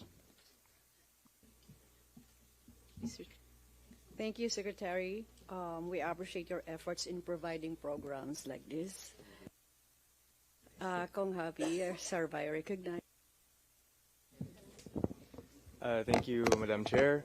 To distinguished colleagues, to Secretary Kiko Benitez, Yusek Gallo, RDs, PDs, and TESDA. First of all, I'd like to congratulate Secretary Benitez for being mentioned multiple times by our President at the SONA. Congratulations. Well deserved. He reported the 81% Tech Folk graduates. Clearly, the President trusts you, and so does this committee. I'd like to also congratulate our RD Nina, that also, actually magkakilala kami before naging RD si RD Nina. Alam niyo na kung bakit. Di ko nasabihin, Chair, no, dito sa committee. Baka ma-on the record pa ako, pero... Kung Happy, narinig ko yung Marites. But I want to say I fully endorse your, kasi 8 positions kayo, you're endorsing for 22. And besides that, you have 101% graduates, so congratulations. Mr. Chair, I just wanted to also say that we were looking at South Korea and AI, and we saw that 96% of its graduates from the Chongbuk school in South Korea, east of Seoul, has 96% graduates that get employed, and their average earnings is about 100,000 US dollars. So that's coming from what we've noticed as also the chair of the TWG for head for AI. It looks like the entry-level white-collar jobs are being diminished for high-wage tech voc. No? So all these 17-year-olds are skipping college and going straight to that. No, so I hope that we can push for that, especially in Visayas. But Madam Chair, just 5 points. I'll keep it short. First, readiness. When we talk about 1 million AI skilled workers, may we also endorse for trainer development pipeline for Visayas, because I know 35 million pesos for Trainers Innovation Hub. Maybe we can add to that. And then so also when we go to the digital skills passport, hopefully we can also include the employment outcomes for you do. Okay, great. And second, when we talk about caregiving, I think when we talk about health, it's only 1.9% of NAR's training last year. We are hoping for a caregiving economy, and what we noticed also in AI, that we can add caregiving with data annotation. Hopefully we can have that with analysis also, because what we noticed in the healthcare industry, many nurses are going into data annotation, which is much more profitable, no? Compared to just being nurses in an LGU, unfortunately. And then third, Madam Chair, Secretary, when I asked sugarcane production for NC2, it's one of the most expensive. I think it's 34,516 per scholar. So totals about 50,000. And then when we looked at the curriculum, actually I was just with the sugarcane industry yesterday when we talk about RSSI and climate resilient varieties. Hopefully we can update the curriculum to make it more adaptive to that. So hopefully we can pilot that in the sugarcane province.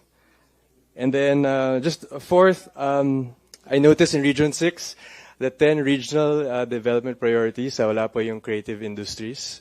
Sana po malagay po natin yan sa 10 na yun.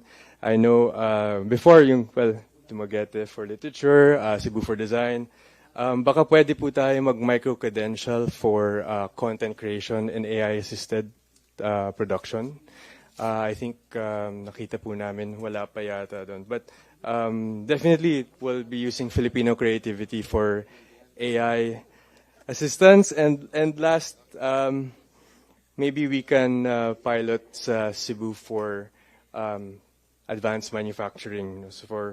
And I think to strengthen our Korea and Philippine relations. No? So I think Bacolod also has Korea animation already and game design. So maybe we can also not only in Cebu but sabihin ko rin sa Bacolod, baka pwede rin tayo mag-semiconductors and advanced manufacturing. Yun na po. Madam Chair, Secretary, thanks so much. Congratulations again. Thank you, Kong Javi. So I was just writing, haba eh. Actually, lagi kami nagsisend ng articles pero minsan na kami nagkikita ni Sec. So. Dami mong tanong. There is, of course, AI workforce and upskilling roadmap that has been developed under DOST, CHED, and TESDA. That is supervised, actually, by the Office of the President. And the need for AI upskilling cuts across all sectors. Yeah, so it isn't just healthcare that can do transcriptions and so on, you know, with AI, which of course TESDA, as we generally do, try to benchmark against as many different places as possible. So we benchmark with those kinds of techniques from Singapore, for example. There is, in fact, in Pasig, a Japanese caregiving facility opened with JICA to do exactly that, no, for caregiving, particularly for the elderly, where it seems quite useful.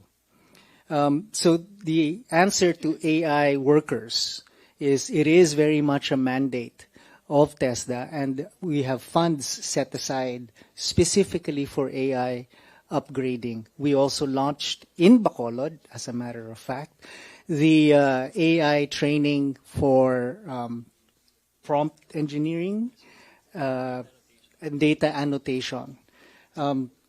Cebu actually has a excellent program with Aboitiz, on data annotation as well. But you are correct.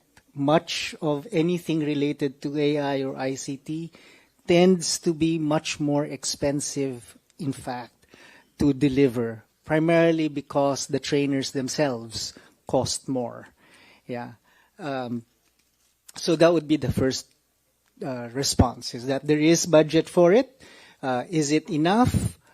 Not necessarily. So again, in order to address access, we have put as many of these on an eTESDA platform as we can.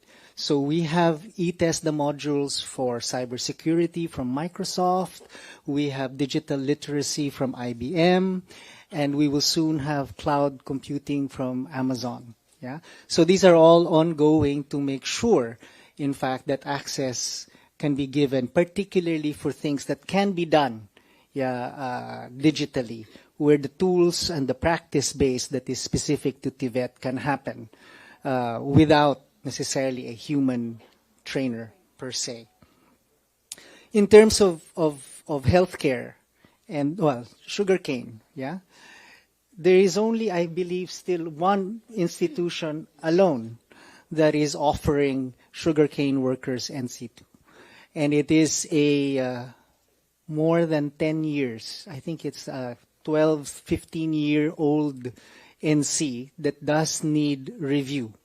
No, so anything that the good congressman can do to help ensure more people opt to be trained and become trainers, so that we can roll out the program across Negros, would be welcome, including any other micro-credentials put on top of it, because it was designed for yield. No, it's not necessarily designed for resilience against RSSI and so on, which was, of course, not there 12 to 15 years ago.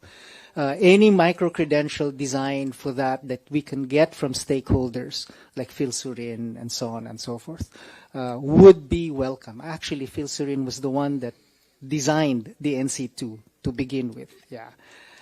So if we can create the micro-credentials to update it, as well as make sure that it is directed to the resilience that the industry needs now, the better. No, the other one is, of course, to push SRA to invest in the training to diversify the products of sugarcane that is possible, beyond just sugar. So there are many, many possible things that can be done with sugarcane that Negros has not, in fact, invested in terms of its infrastructure, which can be done, both Occidental and Oriental, as a matter of fact. For the creative industries, it is, in fact, a priority in NIR and has been designated as one of the 3 specializations for the Regional Training Innovation Center in NIR that has just gotten approval. Sorry, I forgot to tell you, from the ICC of DepDev last week. The issue on content creation, again, that is actually online already. There is content creation and e-commerce training available, digital marketing as well, along with virtual assistants and so on, available on the eTESDA platform. But AI-enabled creativity, whether this is in filmmaking or content creation in general, is being currently developed. So it is not yet ready, but we hope that we can do so by next year. The last is your advanced manufacturing and Yeah, just also for Bacolod. Korea. All the partnership with Korea and yes. Philippines. So just speaking of animation, in fact, Region 7 has been leading the way in this. And in fact, TESDA just joined the delegation to Japan to get Japanese animation started in Cebu. And there is absolutely no reason why Bacolod cannot take part. Yeah.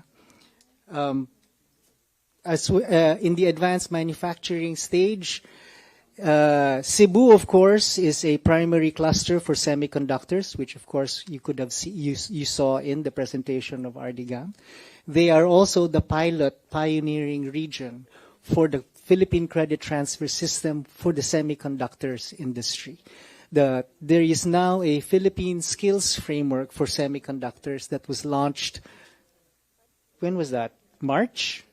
Around March this year, created by the Analytics Association of the Philippines, that designates the kinds of skills needed for every position within the semiconductor industry.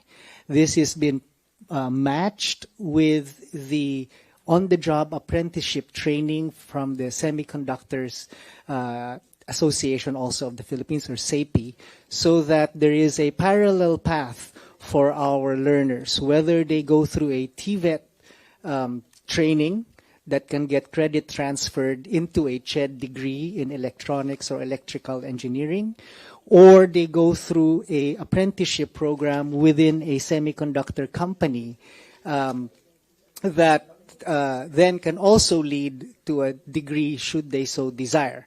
That is well on its way, and Cebu, as I said, is a pioneer in that regard. The only thing that we are, not the only thing, one of the things that we are working on is trying to make sure that this gets embedded in senior high school so that grade 12 students are not just learning robotics, but are also able to work within the semiconductor industry. This is all in preparation for the Luzon Economic Corridor expansion of the sector.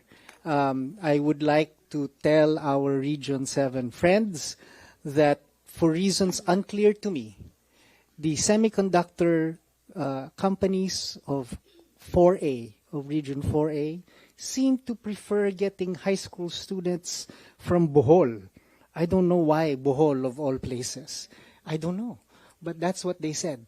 They don't like getting them down from Manila because they're harder to work with. But apparently the Boholanos are easy to work with.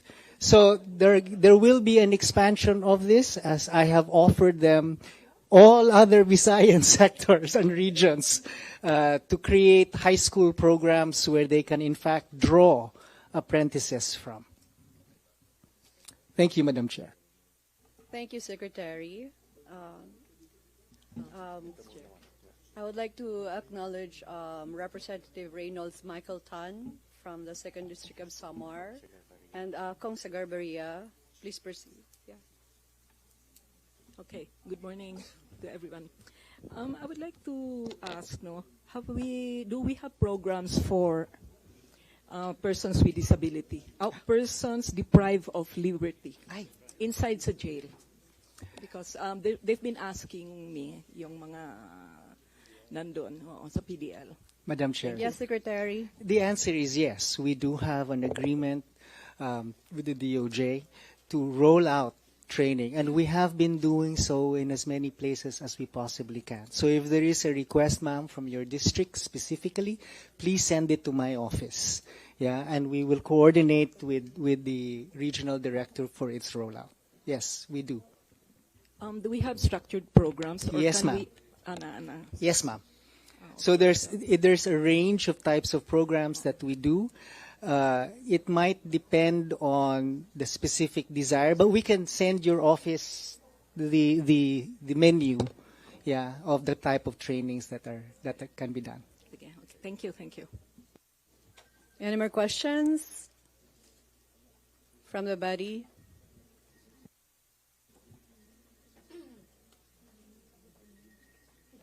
If there are none, ma'am. Okay, Secretary. We are happy to see you. I have so many questions, just like Kong Habi. I'll just talk to you heart to heart, so I will not take much of their time. Okay, Kong Jambaronda. Madam Chair, before we end, earlier, Secretary Kiko shared that the underemployment of our country is 4.2%. That is more or less 2.4 million unemployed. But according to him, based on the job opportunities around the country, and he got the data from the peso that more than 10 million jobs openings are available. That's a very good. Meaning, we do have mismatch, especially to, according sa dashboard kanina, shows agri 828 and construction 726. So this is the highest gaps, no, based on the registered program. My question is, what are the primary reasons of the shortages, and if ever, what measures is the undertaking to address this problem? Sige, ma'am, that's our biggest problem, which is really the job skills mismatch. This is not just a TESDA problem. This is a whole education problem. Yeah, we generate more college graduates than there are jobs for college graduates. So there is a mismatch because, in fact, we are trying, and this is also why we are trying to embed TVET or TechVoc training as early as we possibly can, even within basic education, to make sure that they have entry-level jobs capability as soon as they graduate senior high school. Whether they take the jobs or go to college at this point is secondary. That's the first, right? The high preference for college means that TechVoc generally is underrated, and many of those jobs will require specific skills. The second reason for the mismatch is really information asymmetry. Many of our population don't realize what the jobs are in their own localities. Yeah? And they don't know what the skills are that they need in order to prepare themselves for those jobs. So there are two things that TESDA has done. The first is to create the area-based demand-driven dashboard, which I hope every member of Congress has seen, because we have gone down to the level of the legislative district to show what the skills gaps are within your districts. Yeah? Because as presented by the RDs, these comprise the parameters around which TESDA will prioritize government investment. Because we know these have come from the peso, so we know that there are openings for these jobs as soon as we can, in fact, train them. So if you haven't seen it, please, kulitin ho ninyo itong apat na to. Kasi may access ho sila, trabaho ho nilang ipakita sa inyo yan, sa bawat distrito. Including, in fact, which TVET programs are in shortage within those areas. The proviso, of course, is that labor market is mobile. Yeah, so it's not always best use of funds to provide, a healthcare training facility in every district, right? There may not be critical mass demand when, in fact, one within a contiguous area might be sufficient. Yeah. So those are the kinds of provisos that would be necessary. The second way that we have tried to address information asymmetry is, in fact, through the skills passport. So one of the things that the President mentioned in his SONA was the Test the Skills Passport. And if you allow us, Madam Chair, we have a presentation on the Skills Passport for the appreciation of the members of the committee. If I may lang. Yes, please. May I request E.D. Ling Constantino to be recognized to present, Madam Chair. Go ahead. Thank you, Madam Chair. Good morning, Madam Chair, and to the members of this committee. So I would like to present the Test the Skills Passport, its features, and the benefits that our beneficiaries will get. So just to provide an introduction, the Secretary planted a dream in our hearts, and it is that each learner, each worker, and each Filipino will have a self-curated pathway, both in learning and in career pathway. So they will be able to choose kung ano po yung best suited to them based on their interests and based on their credentials. So yeah.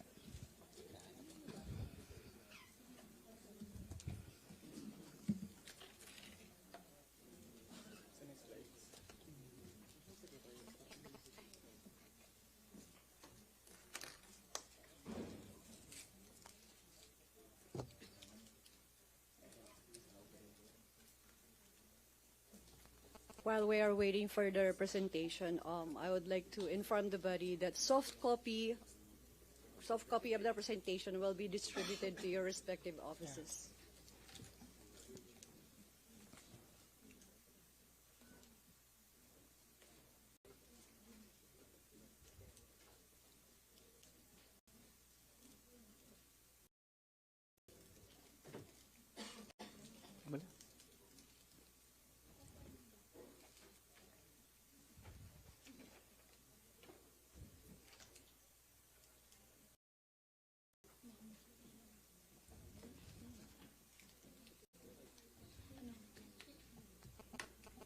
Engineering.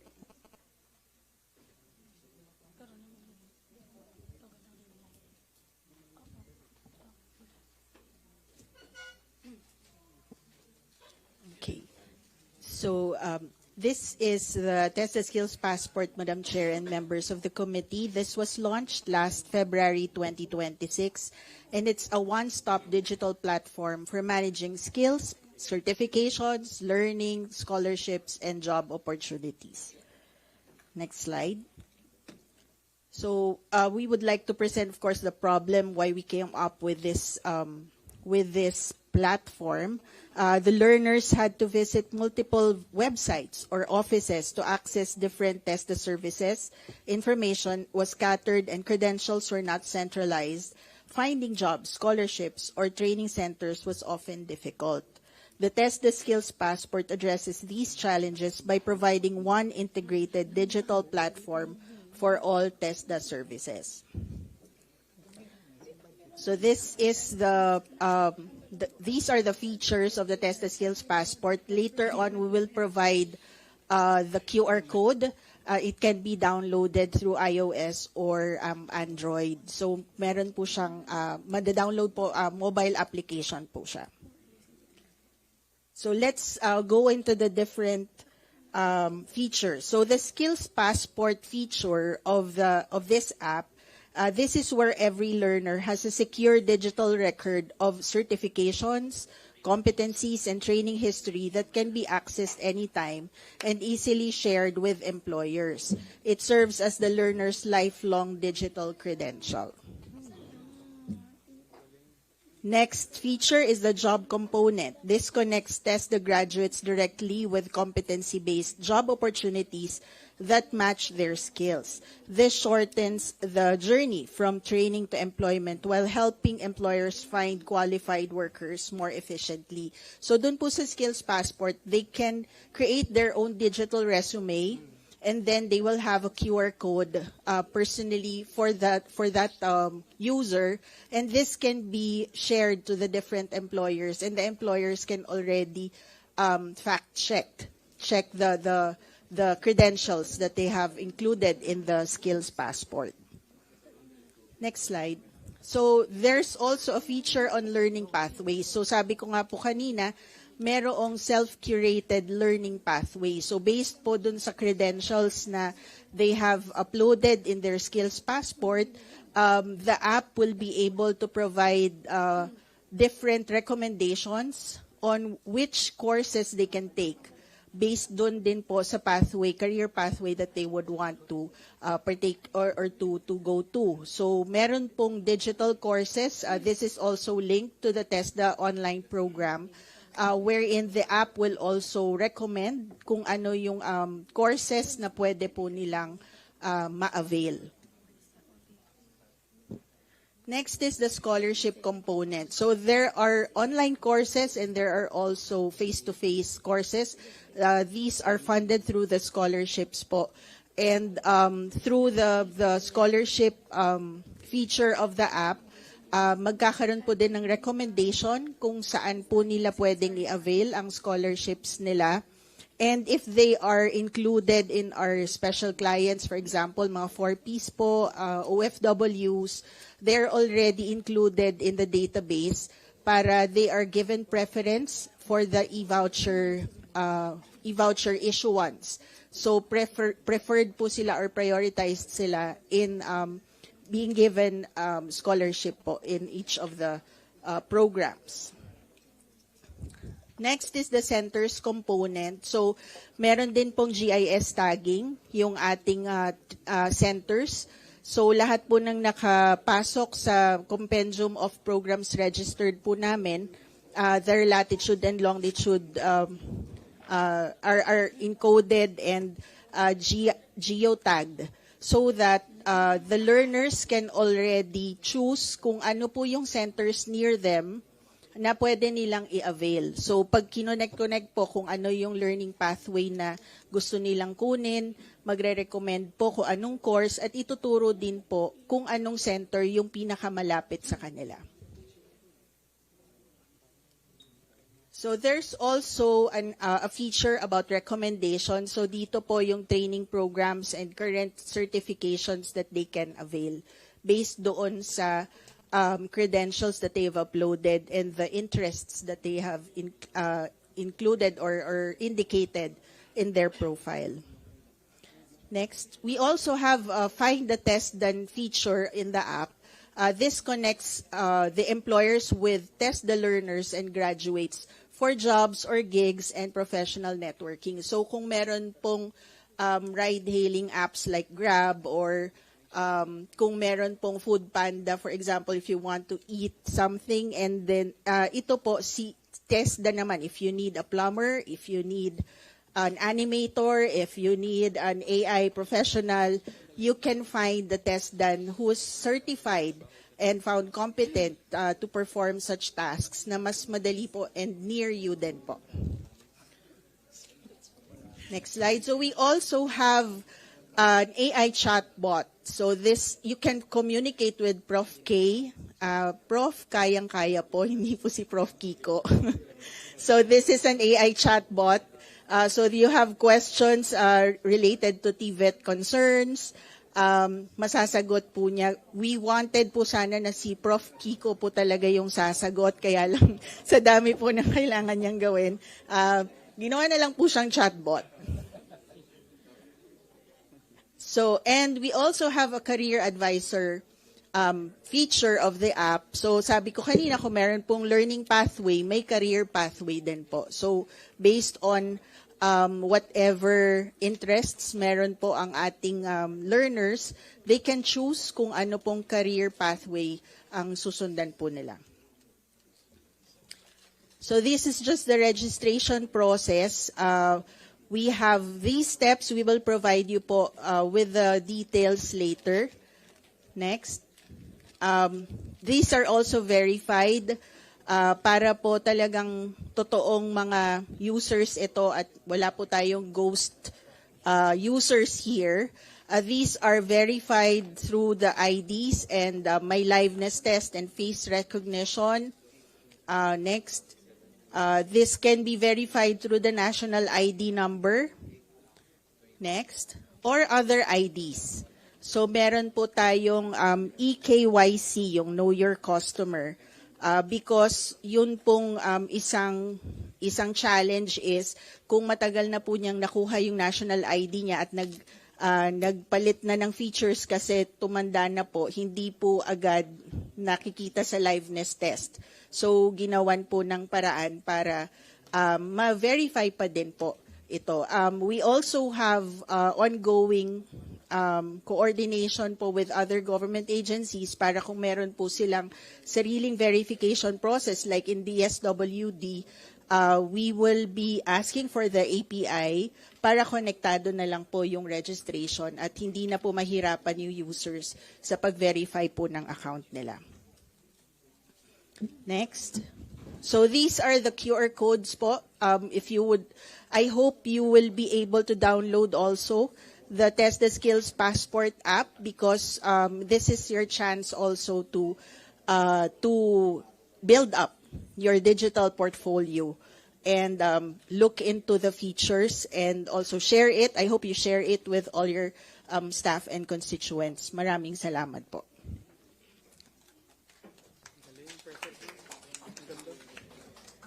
Thank you so much, Executive Director Constantino. That was very, this is our future, actually. Napakagandang programa.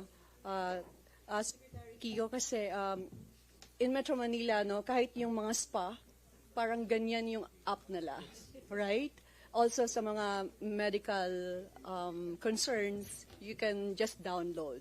So I think masaya ako na meron tayong programa ganito for our future generation. Thank you, Madam Chair. Actually, it was really also designed to help bridge training to trabaho and Kong Jam's question, no, so that there would be as minimal, at least, information asymmetry as possible.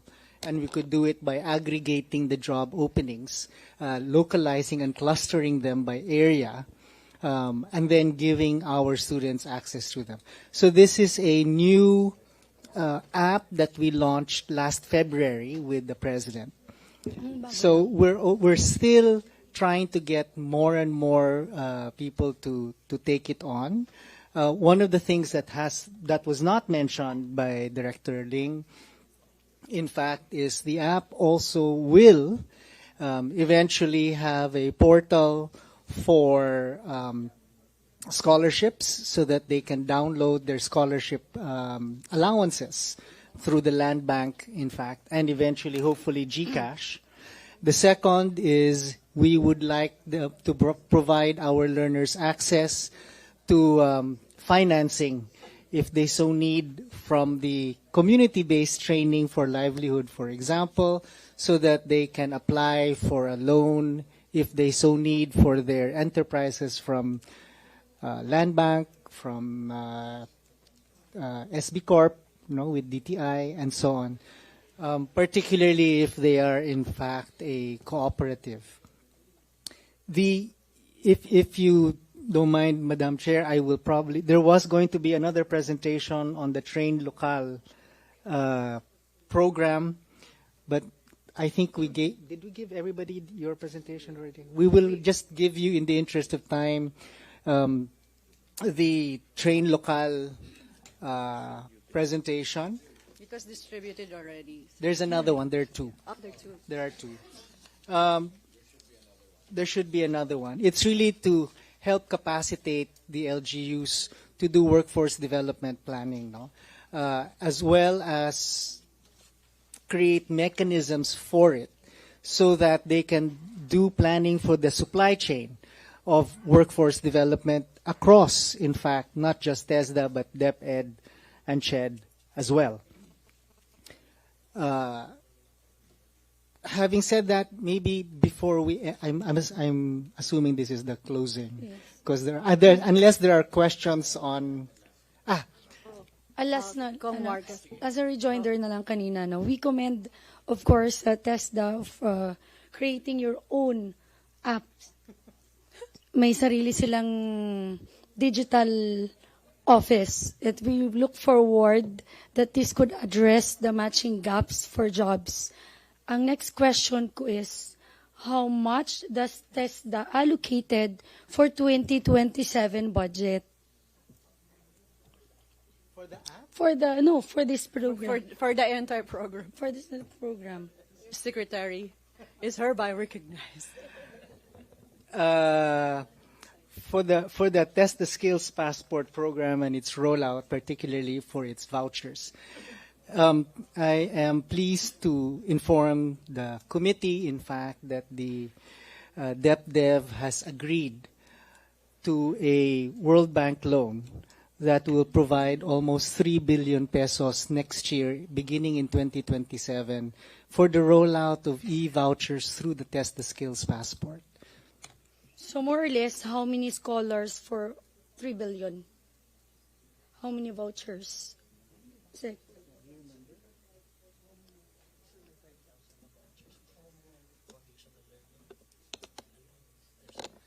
I think it's. Sorry, what's the data?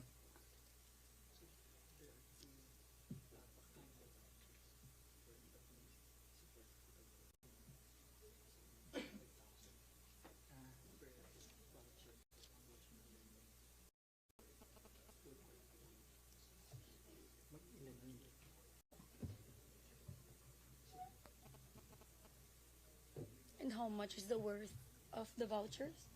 It will depend, ma'am. Sorry, so the 3 billion pesos that's assigned for the program, I think the target of the World Bank was around 50 to 75,000 slots in selected sectors. No, I think there were 4 sectors selected by the World Bank. But it also includes initiatives for foundational learning as a way to address learning deficiencies identified by the EDCOM, which will also be rolled out through the Skills Passport. Okay. I'm sorry, it's Madam Chair, I forgot to mention, it's a 5-year program. Yeah, it's a full scholarship. Yes. 5-year program. 5-year. Thank you, Secretary Kiko. All, Madam Chair. Kong Marquez. Yes, Madam Chair, thank you. Last na siguro to, Sec. And first of all, I would like to second the commendation of Congressman Javi and Kong Baronda to commend Secretary Kiko and, of course, the regional directors who are here this morning. Napakaganda po nung app na pinresent ninyo. But this has been my observation for, I guess, in most of the agencies in our government. Kasi ang napapansin natin, pag meron tayong something na bago, pinipresenta natin dito sa Kongreso, pinipresenta natin sa Senado. Pero kung titingnan natin ang followers natin, for example, TESDA National is how many? I think in Facebook around only 3 million followers. In Aklan, it's about only 7,000 followers. And in Region 6 is a measly, I think, wala pang 100,000. And to think that this is, if we do something like this, something big, and if we're looking at the followers in Facebook and our social media, we do not reach the full capacity of our constituents. And that is one thing that I have been telling our regional directors, our provincial directors. You have so many good programs, but it does not reach our real potential constituents. Ang usually na nangyayari is, if we disseminate this to our municipalities, yung mga favored lang ang nakakatanggap nito.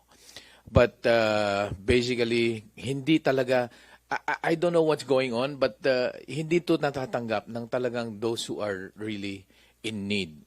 And I have been helping these people to to the pinaka grassroots talaga, no, by also using my Facebook page in announcing. But I think all agencies across the country would have to do some good advertising for the for our constituents, or the people really to follow, and para subaybayan yung mga magiging mga projects at saka mga magiging benefits nito. Example, PhilHealth Yakap. Punta ka sa baryo, ano yung PhilHealth Yakap? But, I mean, every now and then we have been trying to disseminate this information, but it does not reach them. Perhaps a good suggestion would be really to invest in getting the maximum number of followers, and especially in the region and in the province. Yun sinasabi ko sa kanila. What good is the program if hindi natin ma-disseminate yung information? So I guess importante lang na to get the message across to those people who really need it the most. Yun lamang po, and again, congratulations, Sekiko. Yes, Secretary. Thank you very much, Kong Marquez. And I completely agree. Right? We have just launched, as I said, the Skills Passport last February, and up to now, I believe we're around a little less than 300,000 downloads and users. Yeah? Against a potential, at the very least, 600,000 targeted scholarship learners for this year. Right? So we're still far behind, and anything that we can do to increase the awareness of our people about the programs that we are providing would be very, very welcome. And in a way, this is one of the requests that TESDA has for help from the representatives here. No? One of our major failings in the past has been our, how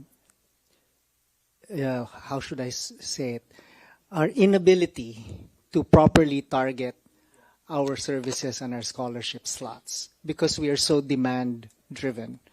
We don't go out and necessarily recruit. That is done by the schools and so on and so forth.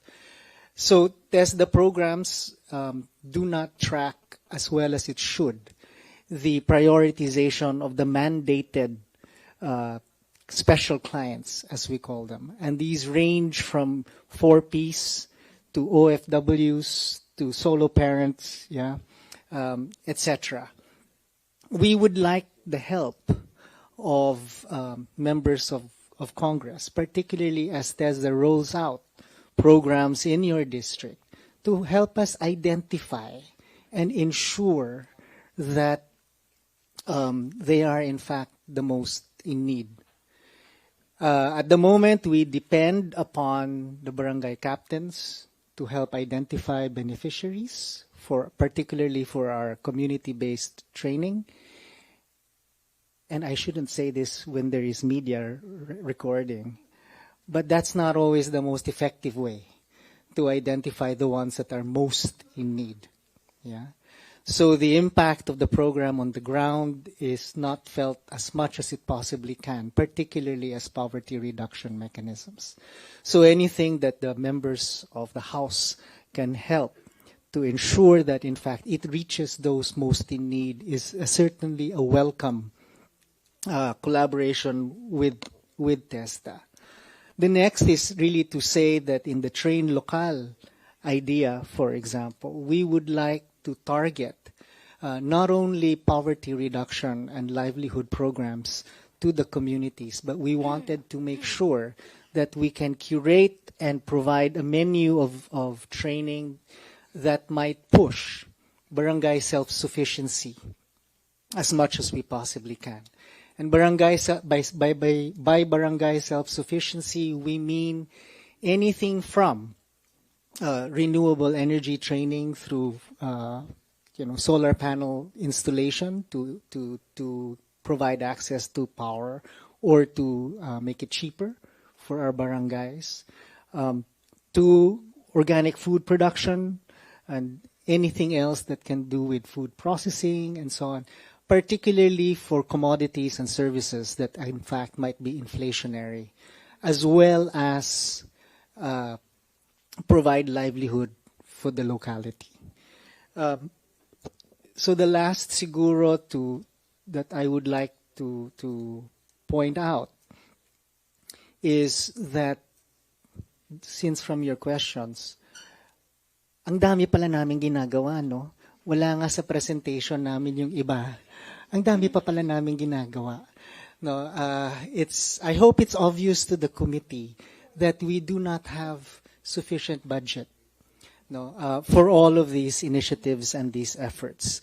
But I would like to highlight one that has been a continuing concern for TESDA.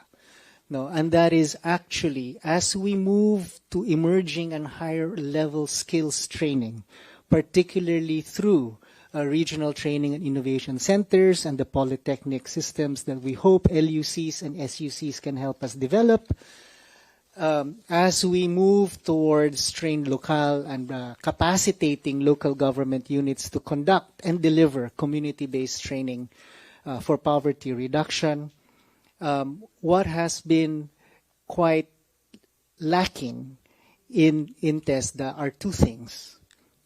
The first is what we call UACTEA funding.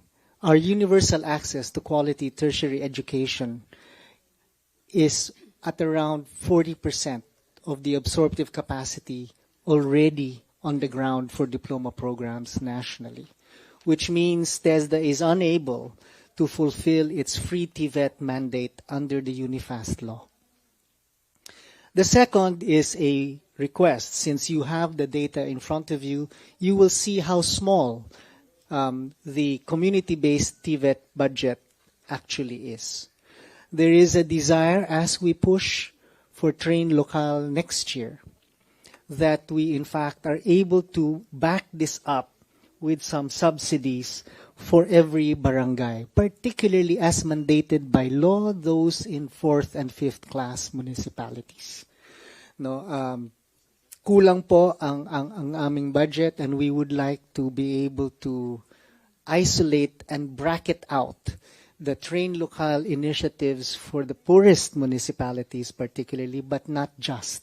Yeah, and in order to do so, there are various estimates, Madam Chair, of how much that would be. He thinks it's 4 billion. I think maybe 2.5 is sufficient to start with, but this is budget that has not been in our NEP proposal, and therefore will probably be the subject of our budget deliberations soon. So, two requests, Madam Chair, as I close. No, the first is, please help us make sure that we reach the beneficiaries that need it the most.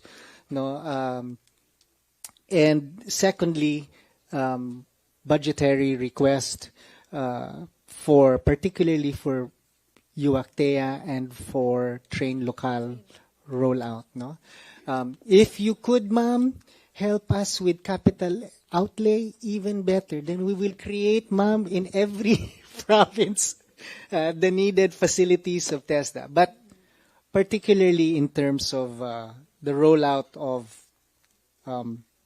training for workforce development in the face of the current education crisis, in fact, is quite crucial.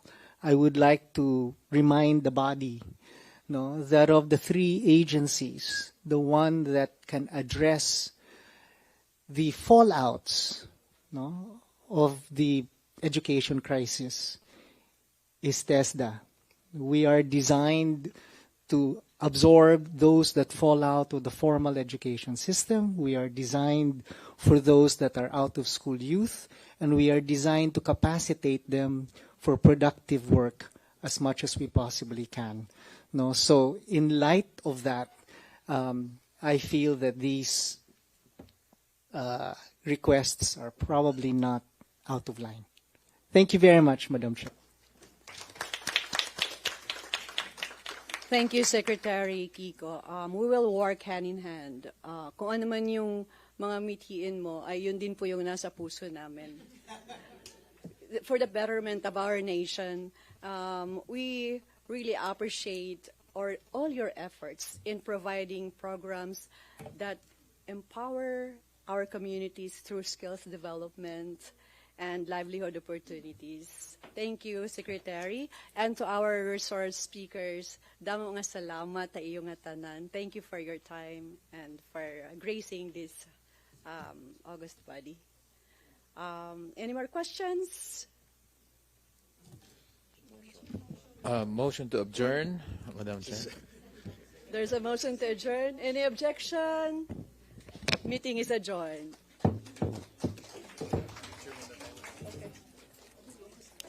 Kayo magpipicture, ma'am, ng secretary. Ha? Picture ka ng secretary? Picture sila.